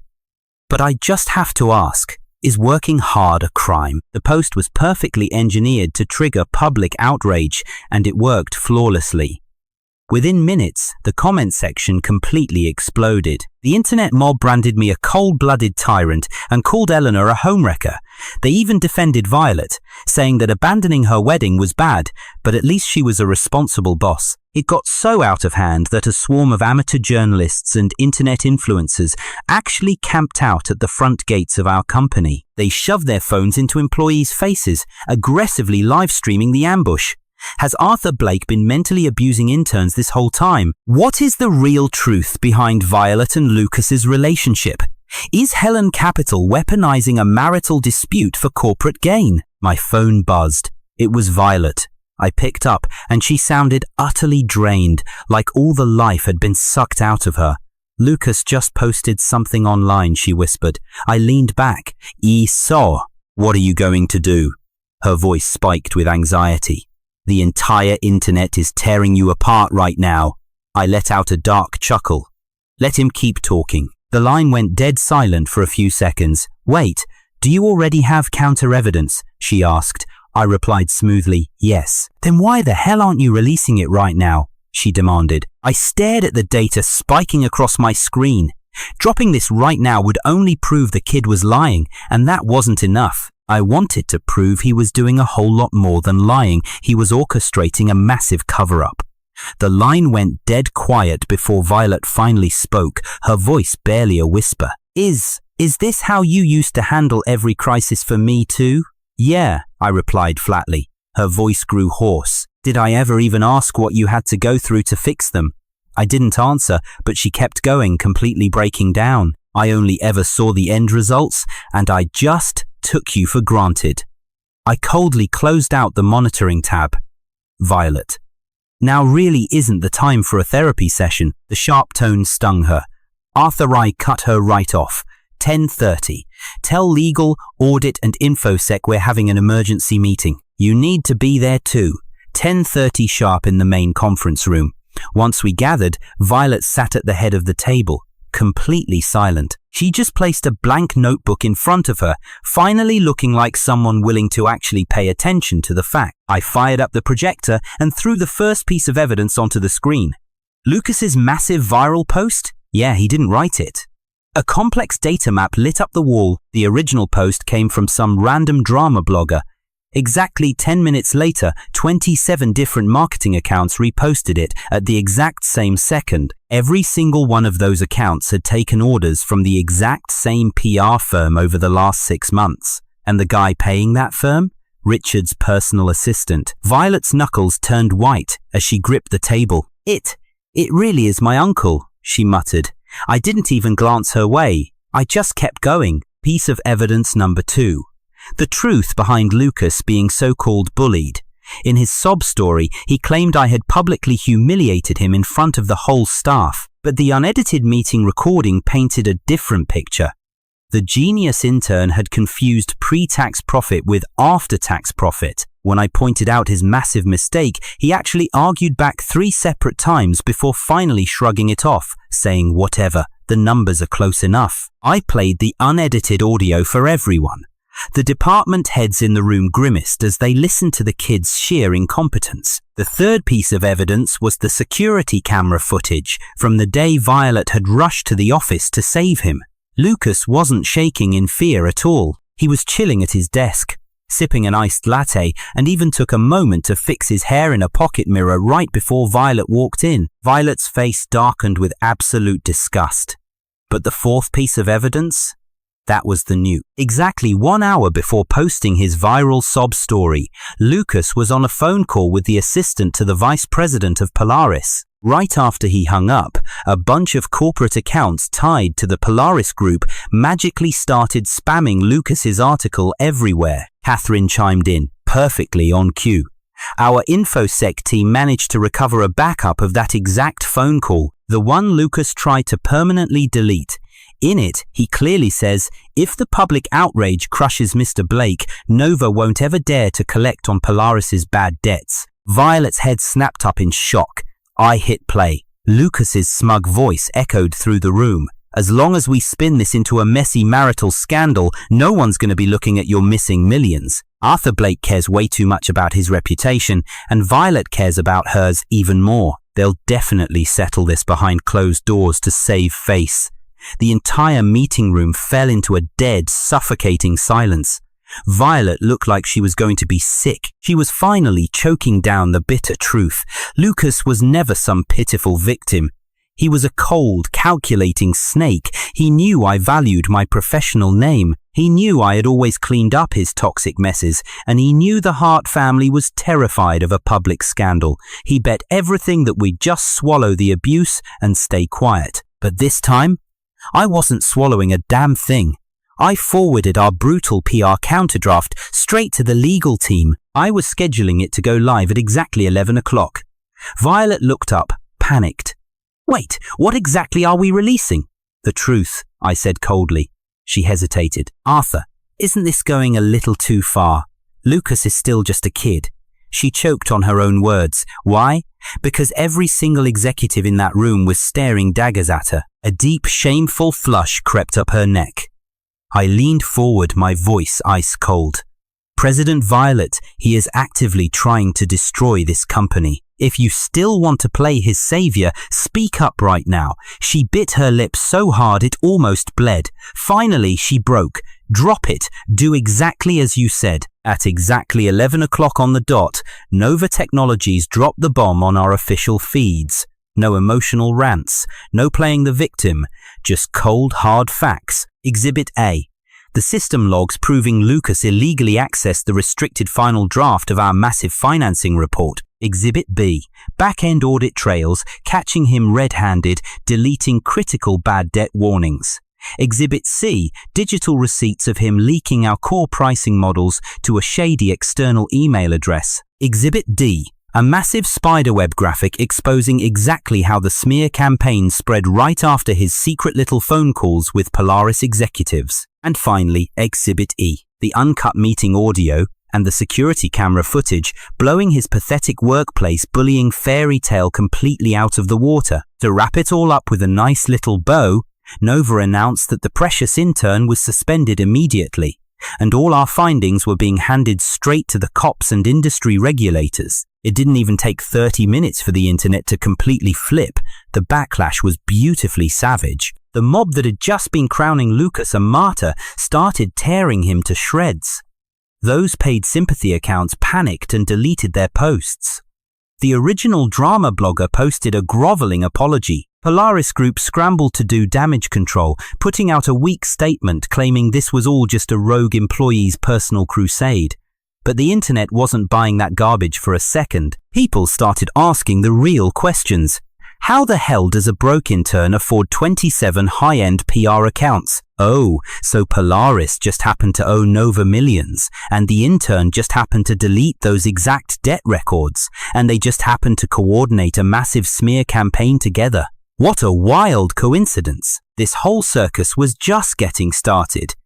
At 8 p.m. sharp, a bombshell email dropped from Helen Capital. Eleanor's tone was cold and strictly business. Since Novatech stepped up to expose and contain the risks, Helen Capital agreed to move forward with a secondary deep dive investigation. But they were throwing in one massive catch. All of Richard Hart's share buybacks were frozen, dead in the water until the Polaris bad debt and data leak scandals were fully dragged into the light. I forwarded the email straight to the board. Exactly 5 minutes later, my phone rang. It was Richard, and his voice was absolutely dripping with venom. Arthur Blake, did you really have to push it this damn far? I hit the record button. Director Richard, I have no idea what you mean, he scoffed loudly. Cut the crap. Hang Lucas out to dry if you want, but why drag Polaris into this mess? I didn't miss a beat, because Lucas literally handed our pricing models straight to Polaris. That was his own doing. And need I remind you, he was your recommendation. Dead silence echoed through the line for a long second. When Richard finally spoke, his voice was pure ice. Young man, leave yourself an out.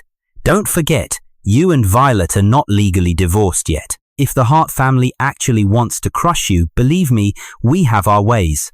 I couldn't help but laugh out loud. Director Richard, thanks for the reminder. Since you brought it up, I've already synced this lovely little threat straight to my lawyer. Click. The call dropped instantly. I saved the recording file and looked up. Violet was standing like a ghost in the conference room doorway. God only knows how much of that she had actually heard. Her face was completely drained of color.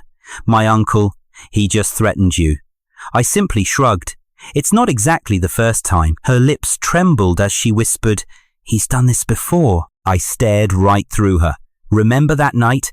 When you wanted me to step up publicly as the chief financial officer, but Richard brutally shut it down. He pulled me aside, told me the Hart family threw me some scraps, so I better act like a good little dog and know my place. Later, you grilled me about why I didn't fight back. I told you it just wasn't worth it. And you? You told me I was totally gutless, that I had no ambition. Violet's eyes welled up with red tears. The memory hit her like a truck. She knew she'd said it.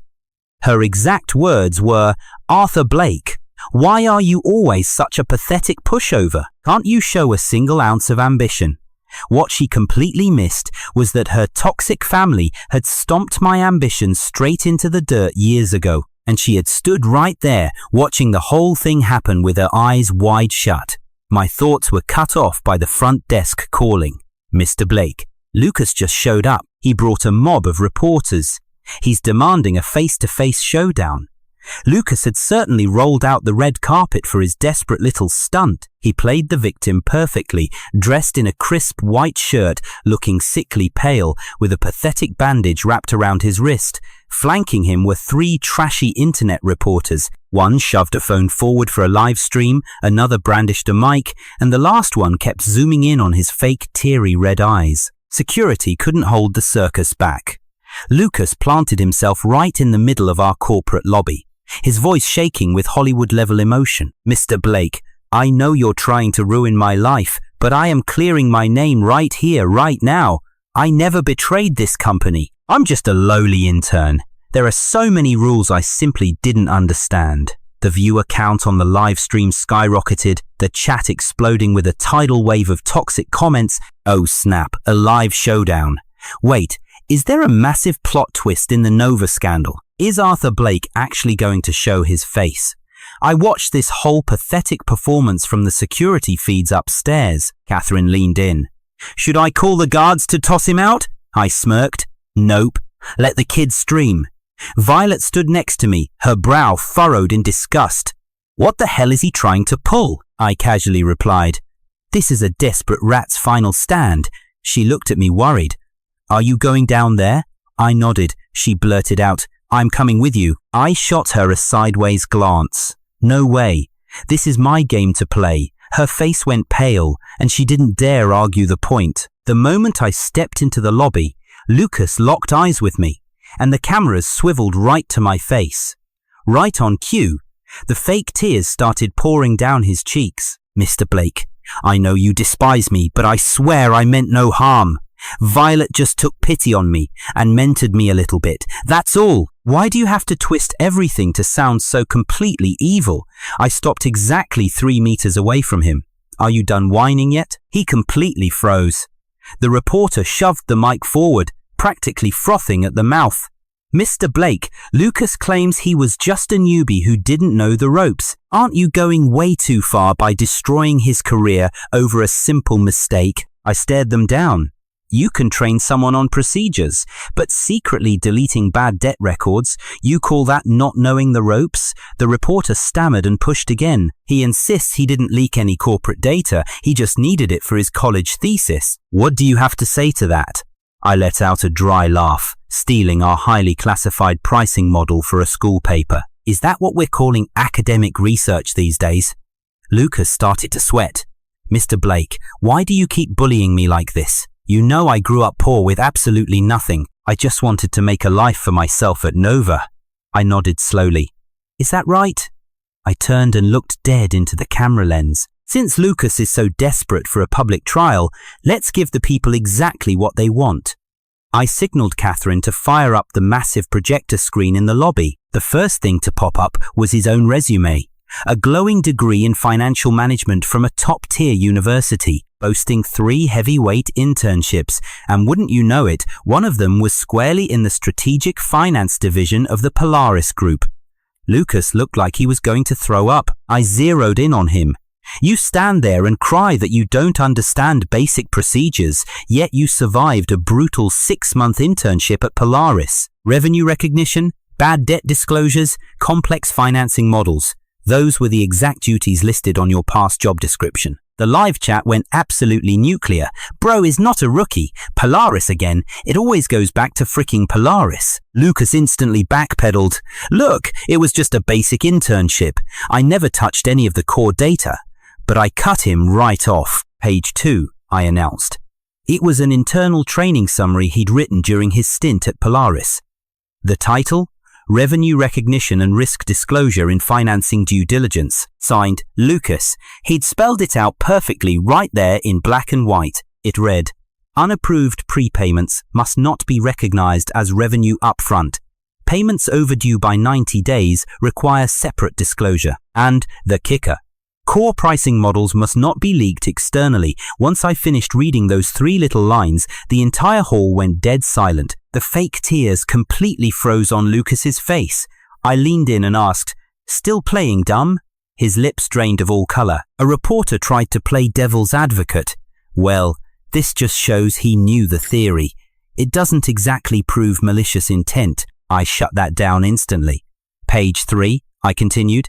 A leaked chat log between Lucas and the deputy assistant over at Polaris. The assistant asked, can you wipe the bad debt notes? Director Richard is getting impatient. And Lucas's reply, Miss Violet trusts me. I can make it happen. The assistant probed again. Is Arthur Blake going to be a problem? Lucas shot back. His wedding is right around the corner. Miss Violet promised to take the company public, so Arthur's too distracted to look into the details right now. The moment those words hit the air, even the skeptical reporter clamped his mouth shut. Just then, Violet stepped out of the elevator. Lucas saw her, looking as white as a ghost. Full-blown panic finally set in.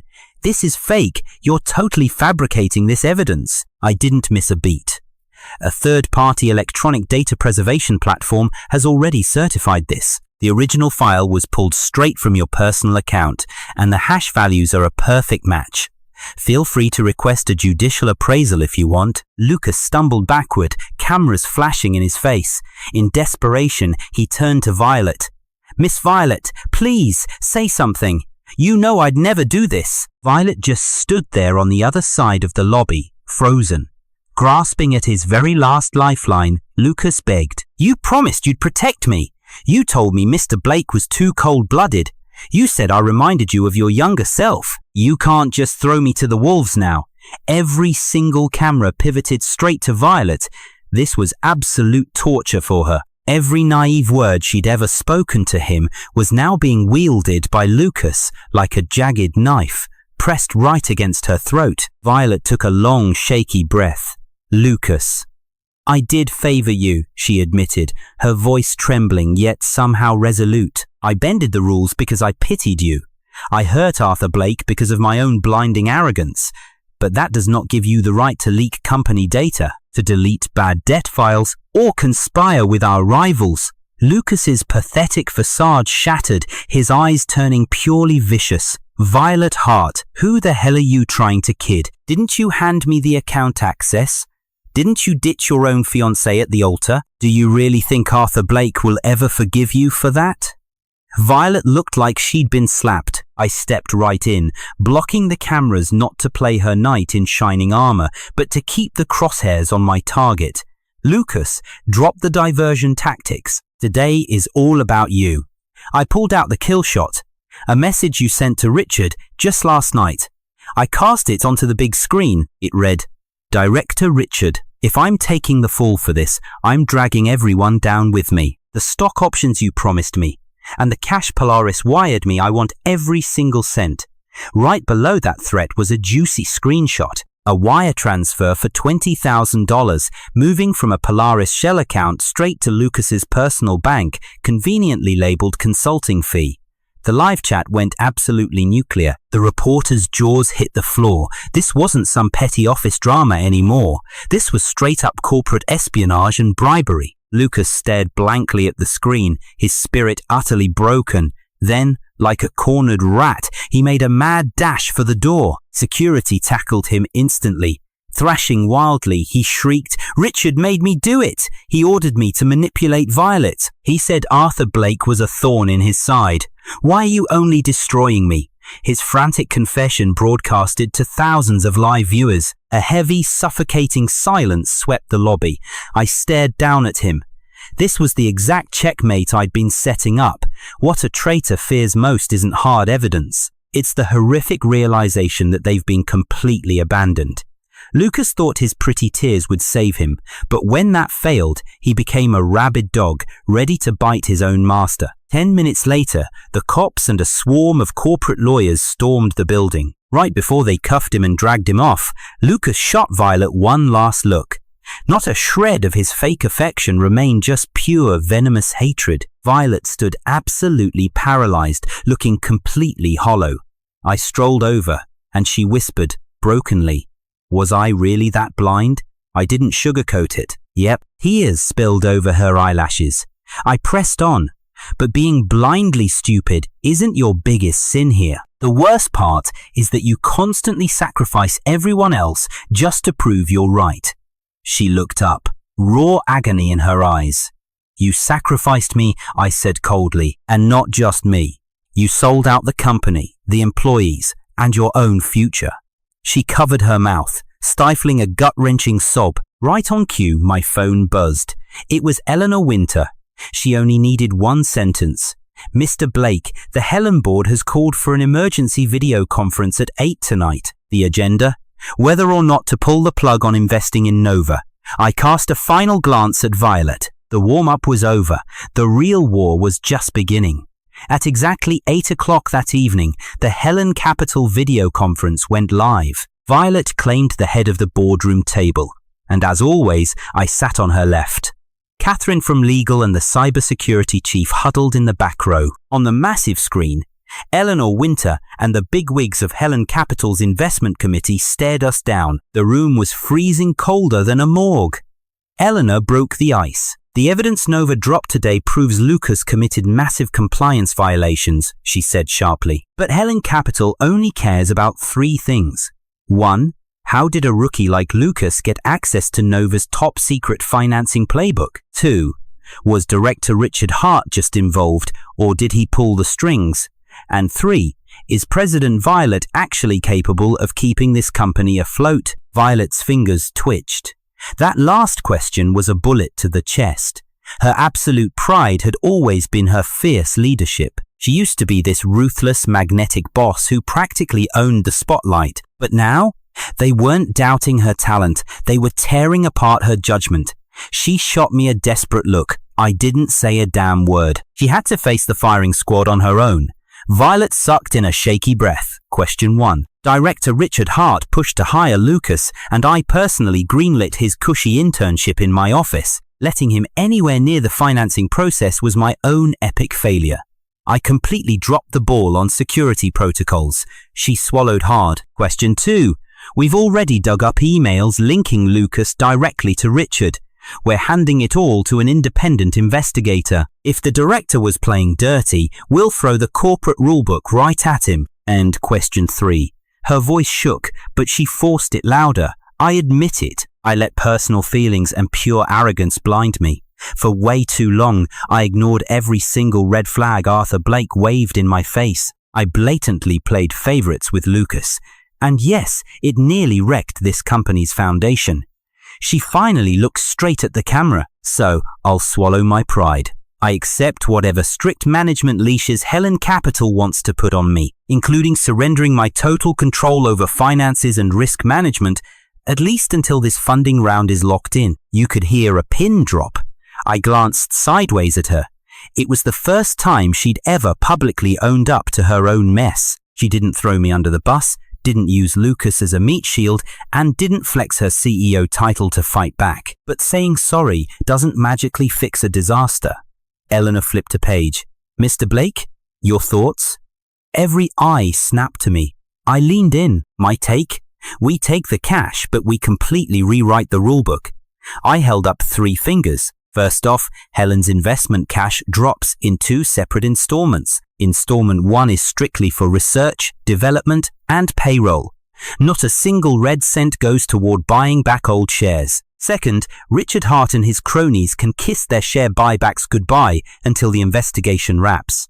Third, we tear up and re-sign the core algorithm license. If Novastar pulls another shady stunt, I get to kill that license on the spot. No questions asked. Those 3 strikes were brutal. Rule 1 completely stonewalled Richard from cashing out and running. Rule 2 slapped handcuffs on his shares. And Rule 3? It put all the power straight back into my hands. The Helen committee started whispering. Violet leaned in, her voice a ghost. You had this plan the whole time. I didn't blink. Ever since the day you dragged Lucas into our funding meeting, the blood drained from her face. That was 2 months ago. The day Lucas first got his hands on the financials, parading around with the model I built. The kid botched 3 massive metrics right to the investors' faces. I had to publicly clean up his mess, but Violet just smiled and said, "Let the rookies play. We can't be terrified of a little mistake." Right then, I knew we were heading for a spectacular crash. I don't care if newbies screw up. What terrifies me is idiots who think a disaster is just growth, who confuse toxic risk with opportunity, and who treat desperately waving red flags like a personal attack. That grueling video call dragged on for 2 solid hours. Finally, Helen Capital handed down their verdict. The cash would flow, the valuation wouldn't drop, but they were adopting my brutal new rulebook to the letter. Eleanor stared me down through the lens. "Mr. Blake, Helen Capital thoroughly respects your absolute mastery over risk control, and we sincerely hope Nova stops letting messy personal drama hijack actual corporate protocol." It was said like a true pro, but Violet looked like she'd been slapped. Once the screen went black, everyone slowly filtered out of the room. Violet just sat there, glued to her chair. I was stuffing papers into my briefcase when she suddenly broke the silence. Arthur, that day, at our wedding, was turning it into a corporate signing ceremony really just a last-minute audible? I froze. "What do you mean?" She looked up, eyes swimming with exhaustion and a quiet, desperate fear she didn't want to admit. Then why the hell was Eleanor Winter wearing white? How was she ready to jump on stage so fast? Why was your backup plan so flawlessly perfect? I stared down at her. Damn, she was still hung up on that. Even after all this corporate bloodshed, that tiny thorn was still festering. She actually thought I'd been secretly plotting to swap out my own bride. I slowly dropped my folders back onto the table. Eleanor was wearing white because every single risk control agent from Helen Capital was wearing their official white uniform that day. She only went up on that stage because the public signing was always meant to happen during the post-wedding banquet. I set up Plan B just in case you didn't show up on time. Violet just stood there, completely stunned. I didn't stop. Plan B was never about cancelling our wedding. It was a backup. If traffic held you up, we'd do the signing first, then hold the ceremony the second you walk through those doors. I built an escape route just for you. Tears instantly spilled down her cheeks. Then, why didn't you tell me? She choked out. I just smiled a bitter smile. Tell you what exactly? Tell you I was terrified my own bride wouldn't make it to her wedding. Tell you I was already too scared to fully trust you. That left her completely speechless. I pulled out my phone and pulled up the itinerary for the day. It spelled it out clearly. Plan A, wedding ceremony, public signing, then the banquet. Plan B, if the bride is delayed under 15 minutes, play the montage video. Plan C, if she's more than 15 minutes late, start the signing ceremony immediately. Hold off on the vows and do the ceremony once she arrives. And right at the very bottom, I pointed to a special note. Protect Violet Hart's public image at all costs.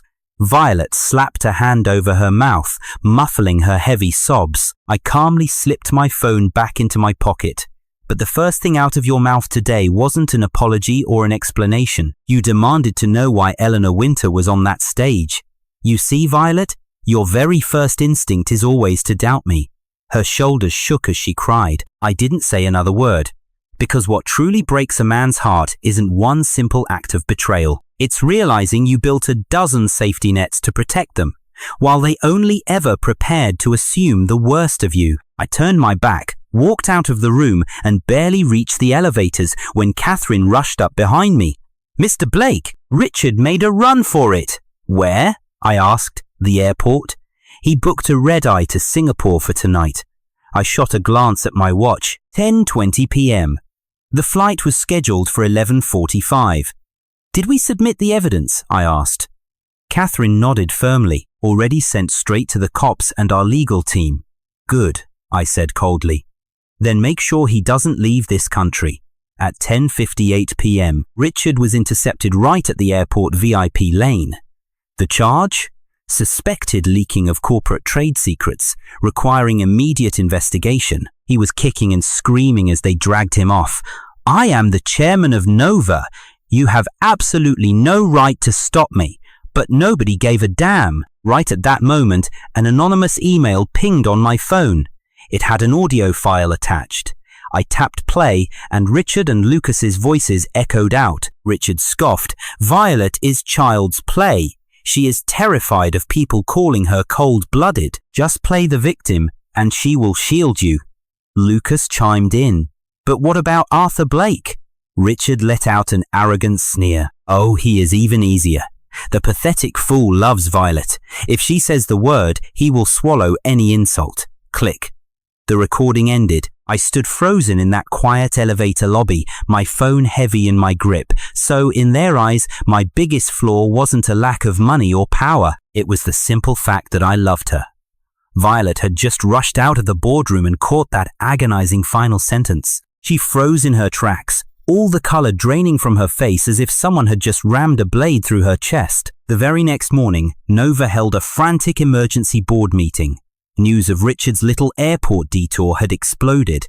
The cops had already hauled Lucas in for questioning. P-Star's stock was tanking fast, and they panicked, sending reps overnight begging to negotiate a settlement. The way everyone in the office looked at me had shifted completely.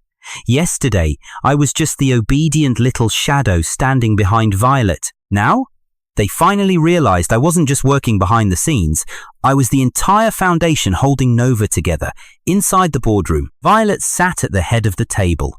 She clearly hadn't slept a wink, looking completely hollowed out. I took the seat beside her, dropping a massive stack of documents between us. Richard's empty chair sat at the table. The heavy silence was worse than a public execution. First up on the agenda, freezing all of Richard's company shares. The board passed it unanimously. Second item, holding Polaris legally accountable for the bad debts and stolen data. Another unanimous vote. Then came the third item, completely overhauling the core algorithm licensing agreement. The air in the room instantly turned to ice. Everyone sitting there knew this single decision was Nova's ultimate lifeline. Why? Because I owned that core algorithm. Without my tech, Nova's products were permanently stuck in the dark ages, and their outdated software couldn't possibly support their billion-dollar valuation. Violet slowly turned her head to look at me. She didn't say a single word. It finally clicked for her. When the Hart family forced me to sign that ruthless prenup to keep our assets separate, they actually handed me the ultimate weapon. She finally realized the brutal truth. It wasn't that I couldn't survive without Nova. It was that Nova would literally die without me. The legal team passed around the shiny new contracts. I was done handing out free passes. The terms were crystal clear. The license was now strictly for 1 year, demanding brutal quarterly reviews. If the company dared to pull a major breach of trust, maliciously undermined my authority, or tried to hide any financial risks, or got caught up in any shady backdoor deals, I held the absolute right to pull the plug on her authorization instantly. At the same time, my days as Violet Hart's personal cleanup crew were officially over. From now on, every single issue out of the president's office had to go through the proper, formal channels. That line might have seemed pretty standard on paper, but Violet just stared at it for a long time. She knew exactly what it really meant for her. From now on, if she tried calling me in the dead of night to fix her paperwork, I could just say no. If she demanded I meet a client on short notice, I could refuse. If some new drama blew up in her family and she expected me to clean up the mess, I could absolutely refuse. She could never again throw the "but we're husband and wife" card in my face to make me shoulder all of her chaos. The boardroom vote began. The directors were backed into a corner with no other choice, and the agreement easily passed. Violet picked up the pen and signed her name on the president's dotted line. I could see her fingers trembling slightly. The second she finished signing, her eyes darted right up to mine. "Arthur, can we please just talk alone for a minute?" Everyone else in the conference room awkwardly lowered their heads, pretending they didn't hear a thing. I just looked at her and said, "After the meeting, you get 10 minutes. The light in her eyes instantly dimmed. Before this, I had never, ever given her a time limit. Whenever she needed to talk, I used to stay up with her all night long. But now, she only had 10 minutes. The meeting finally ended, and I followed her into the small conference room next door. The second the door clicked shut, her composure completely shattered. She couldn't hold it together anymore, and heavy tears came streaming down her face. Arthur Blake. I was wrong. This was the very first time she had ever actually forced out those 3 little words. No buts, no shifting the blame, no pathetic excuses, no whining about how pitiful Lucas was, no lectures about how the company had to come first. I just stood there, perfectly still, watching her break down. She choked back a sob and continued, "I was so wrong to take all your hard work for granted, wrong to doubt you time and time again, and wrong to walk out on our wedding day. I was wrong to protect someone I never should have, just to prove I was right." Her voice started shaking even harder. "I was also wrong to let my mum and my uncle look down on you without ever truly standing up for you." She looked up at me with desperate, tear-filled eyes. I know it's probably way too late to say this now, but I still need to say it. "Arthur, I deeply regret it." I just stood there in total silence for a few long seconds. Then I finally spoke. "Are you done?" Her face went completely pale. Don't you have anything to say to me?" I gave a slow, cold nod. "I do." A tiny, pathetic flicker of hope lit up in her eyes. Without a word, I pulled out the documents. Divorce application papers. That little spark of hope in her eyes vanished in an absolute instant. Arthur Blake. I just coldly slid the stack of papers right across the table toward her. "We got our marriage certificate 2 years ago, and we've been officially married for 2 years. You were terrified that going public would hurt the company. So I agreed to hide it.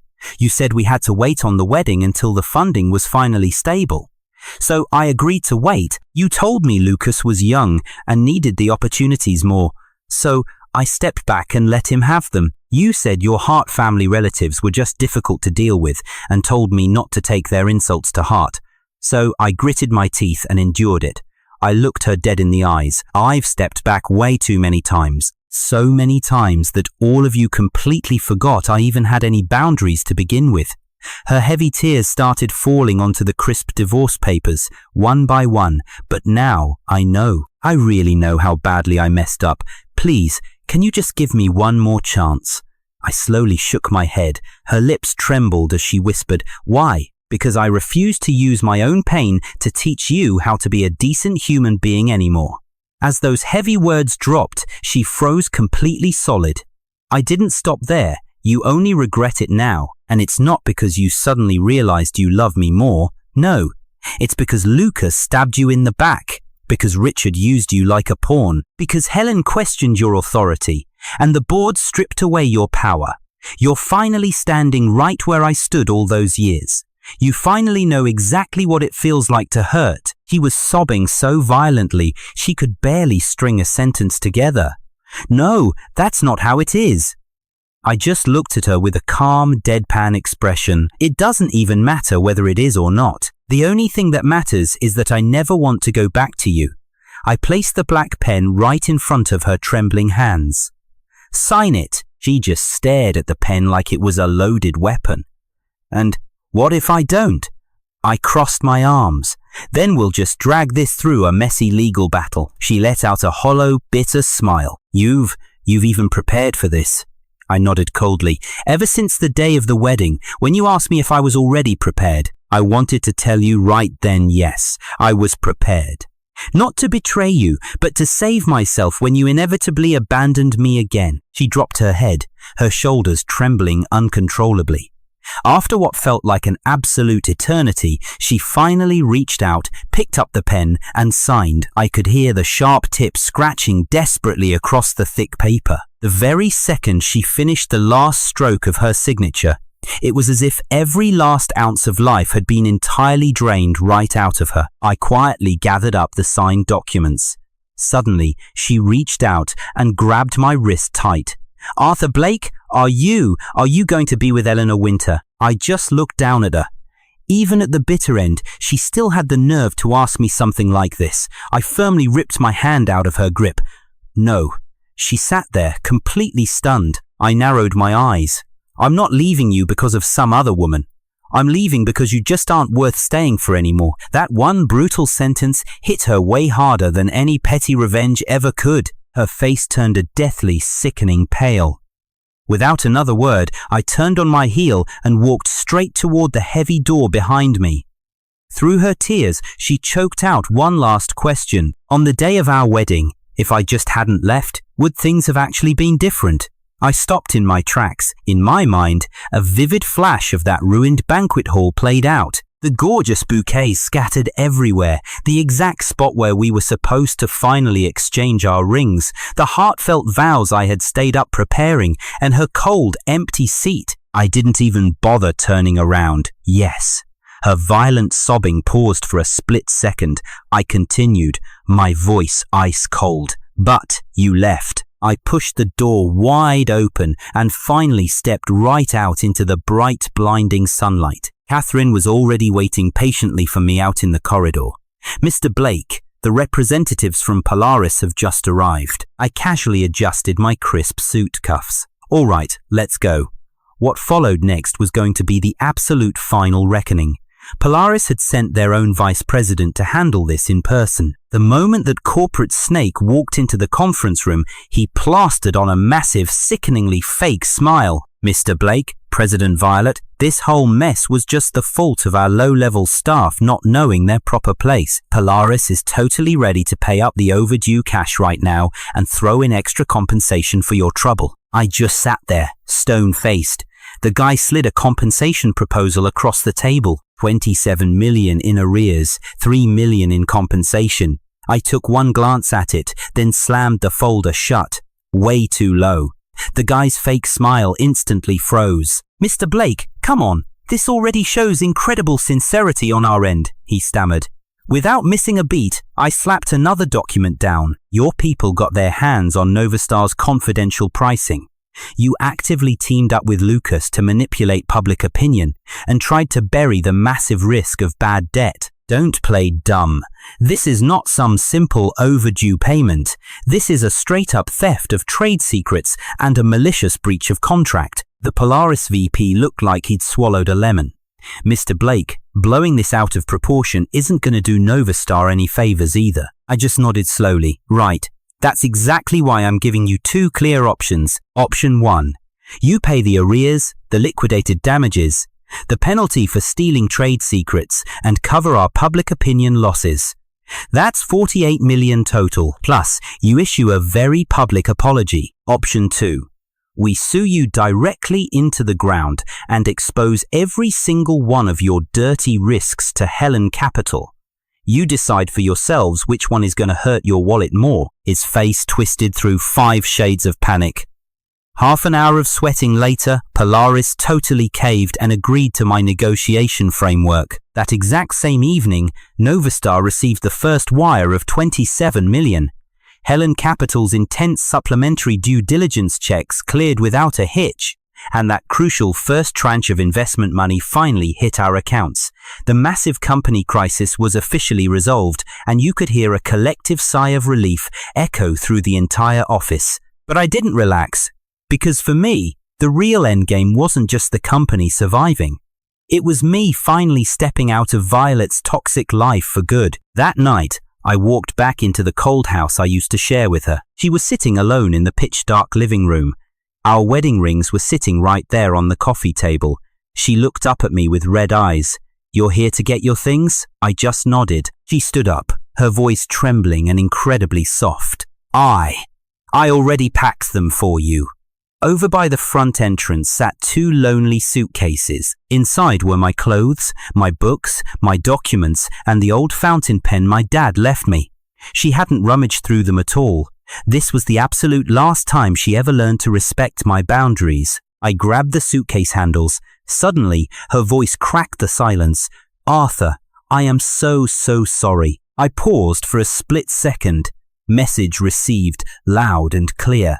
Tears started streaming down her face. Will you ever forgive me?" I just stared blankly at the front door. No, when that front door closed, she didn't try to chase after me. I left those cursed wedding rings sitting on the coffee table, taking absolutely nothing but my fountain pen, the one my dad left me, and the very first tool I used to start completely over. Fast forward, 6 months later, Novastar successfully closed a massive new funding round, and Helen Capital dropped the second tranche of funds exactly as promised. That snake Richard got violently booted from the board for leaking trade secrets and running shady inside deals. All his shares were completely frozen. Lucas got his outstanding graduate title officially yanked away by the university, and his internship record got permanently blacklisted by Novastar. On top of dealing with Polaris aggressively shifting the blame and suing him, the Polaris Group itself was forced to issue a humiliating public apology and pay out every single cent of the default damages. Violet kept her seat as Novastar's president, but she was totally done running the place like her own personal dictatorship. The finance, legal, audit, and risk control departments were finally forced to operate independently. Now, every single document had to crawl through the proper channels, and every approval left a clear paper trail. Rumor had it she had changed, grown quieter, way more cautious, and stopped blindly protecting her favorites. I felt absolutely nothing when I heard this. People always change, sure, but not every change is actually worth looking back at. As for me, I didn't stick around Novastar. Exactly 3 days after the financing officially closed, I quit my job as head of finance, keeping only the title of external advisor since I owned the core algorithm license. The panicked board practically begged me to stay, trying to persuade me 3 separate times. Violet never said a single word. She just sat alone in the grand conference room, dead silent, staring intensely at my resignation letter. Her eyes were completely bloodshot. I signed the paperwork, capped my pen with a sharp click, and announced, "All right, everyone, from now on, let's keep all communication strictly to the agreement terms." Someone nervously asked, "Mr. Blake, where are you headed next?" I just flashed a confident smile. "I'm starting my own company." 3 months prior, I had already quietly registered a brand new tech startup called Return Tech. My old man always used to say, those who leave must eventually know how to return to their true selves. So I took that name and ran with it. Catherine actually followed me out the door. She didn't make a big fuss, just handed me her own resignation letter. "Mr. Blake, I still prefer working for a boss who actually respects the process." I laughed out loud. "The pay isn't going to be anywhere near Novastar's level." She just smirked and said, "Hey, at least I won't have to clean up after arrogant interns anymore." We both cracked up. Eleanor Winter eventually stepped up as the very first external investment advisor for Return Tech. She wasn't playing the fake bride or trying to be my savior. She was just a razor-sharp, insanely professional partner who respected boundaries. The very first time she met the new team, she jokingly asked, "So, Mr. Blake, no crazy fake wedding scenes this time, right?" I shook my head. "Nope," she nodded firmly. "Good. Then I'm relieved." The whole office busted out laughing, and I couldn't help but laugh along with them. That laugh felt so incredibly easy.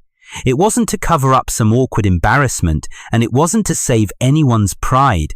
I just purely felt that my life was finally moving forward. And on the exact day Return Tech launched its very first product, Novastar quietly sent over a congratulatory basket of flowers. The card sitting right on top was handwritten by Violet herself, wishing my new company, Return Tech, a quote-unquote bright future. "Arthur Blake, may you always walk your own path from now on." I just stared at her looping handwriting for a long, quiet moment, then shoved the card into my desk drawer without a single reply, and honestly, it wasn't even out of hatred. There was just no need anymore. Look, some people's apologies are basically just their own overdue homework. Whether I actually accept it? That is entirely my choice. Later that evening, during our big team celebration, Catherine knocked back a few too many drinks and aggressively insisted I get up and say a few words. I held up my glass. Looking at all these eager young faces right in front of me, not a single one of them knew that just 6 months ago, I stood at an altar and got abandoned by my own damn bride. They had absolutely no clue that I once dragged myself down to such a pathetic, lowly position, all for a woman. All they knew right now was that today, Return Tech had officially signed its very first major order, and we finally had our own office, our own product, and our very own future. So I looked at them and said, the most important thing in running a startup isn't about how fast you launch out of the gate. It is knowing exactly where your bottom line is at every single step. And you know what? The exact same rule applies to people.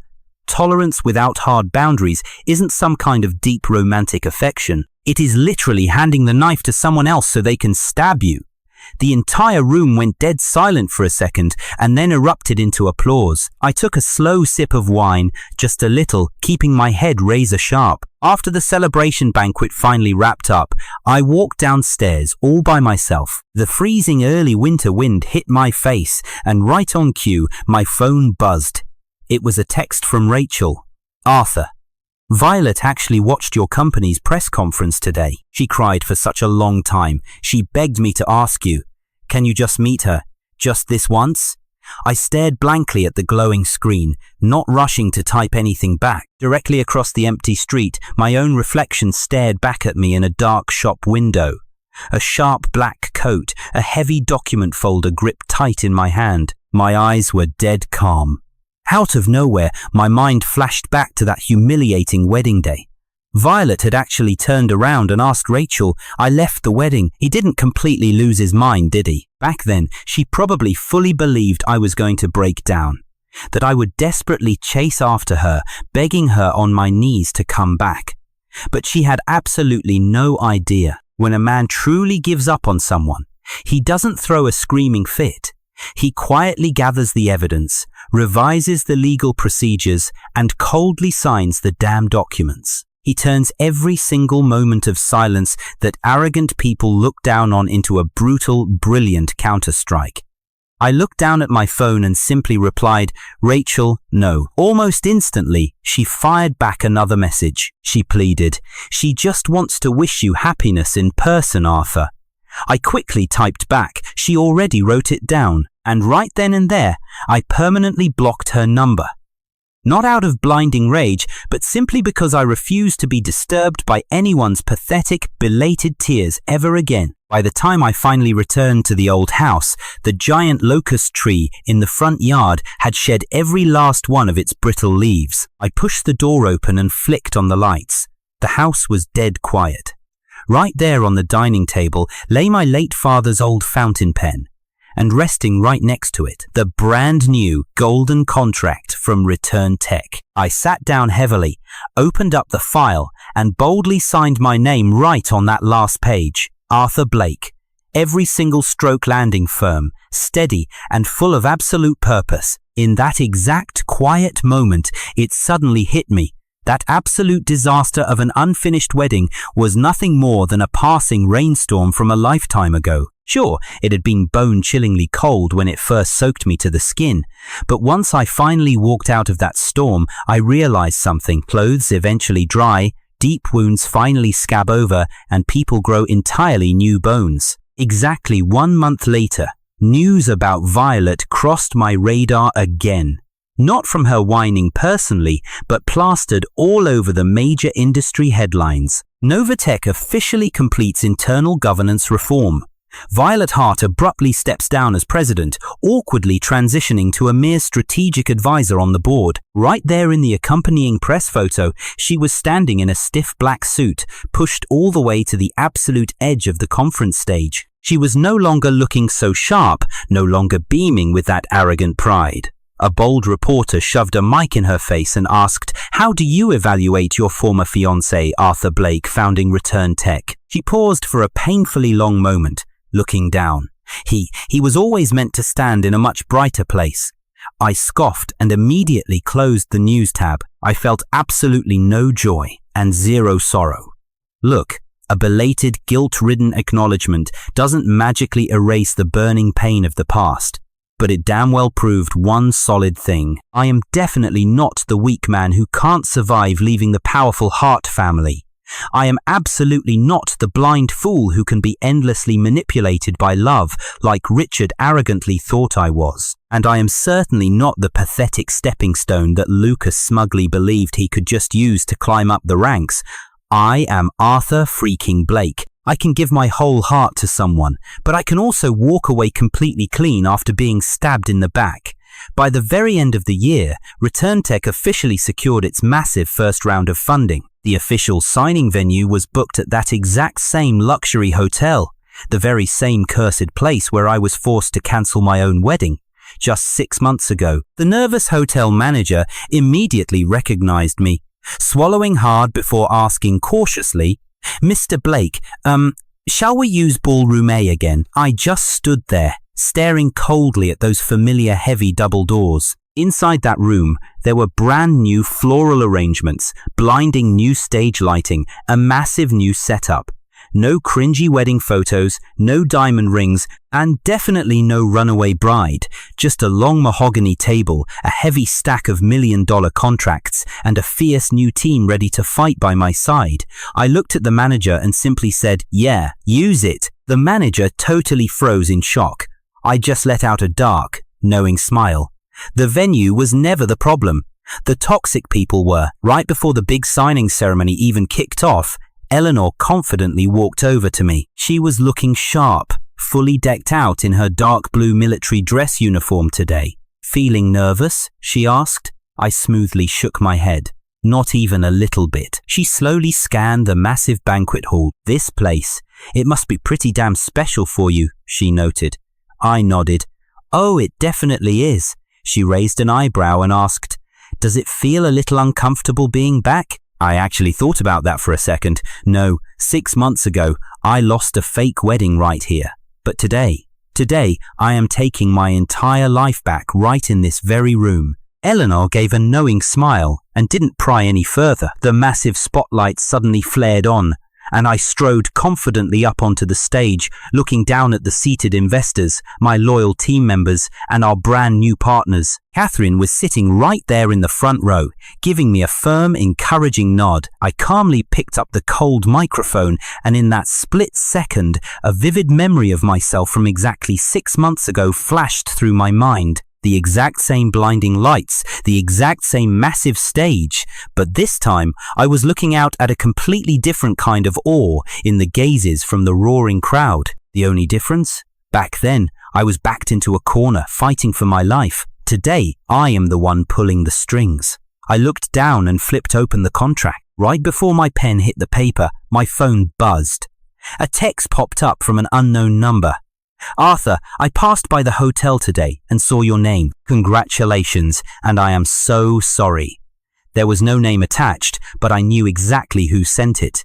I gave it a half smile, hit delete, and powered off the phone. The ink hit the page, and the room erupted in applause.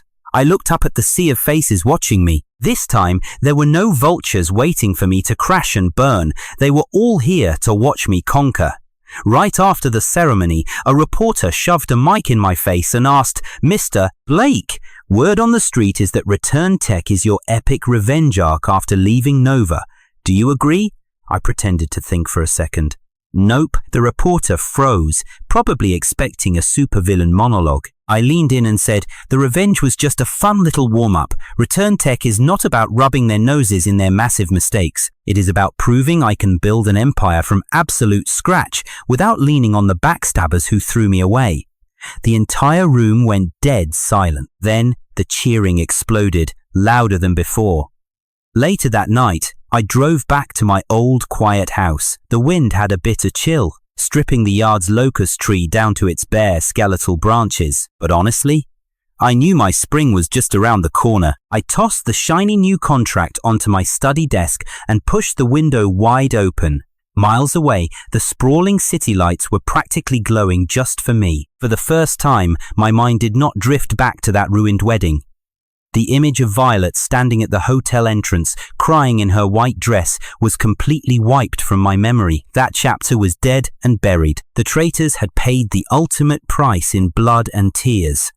Those corporate snakes who tried to crush me had lost absolutely everything. That manipulative intern who thought her crocodile tears could win every battle had zero chance of ever stepping on me again.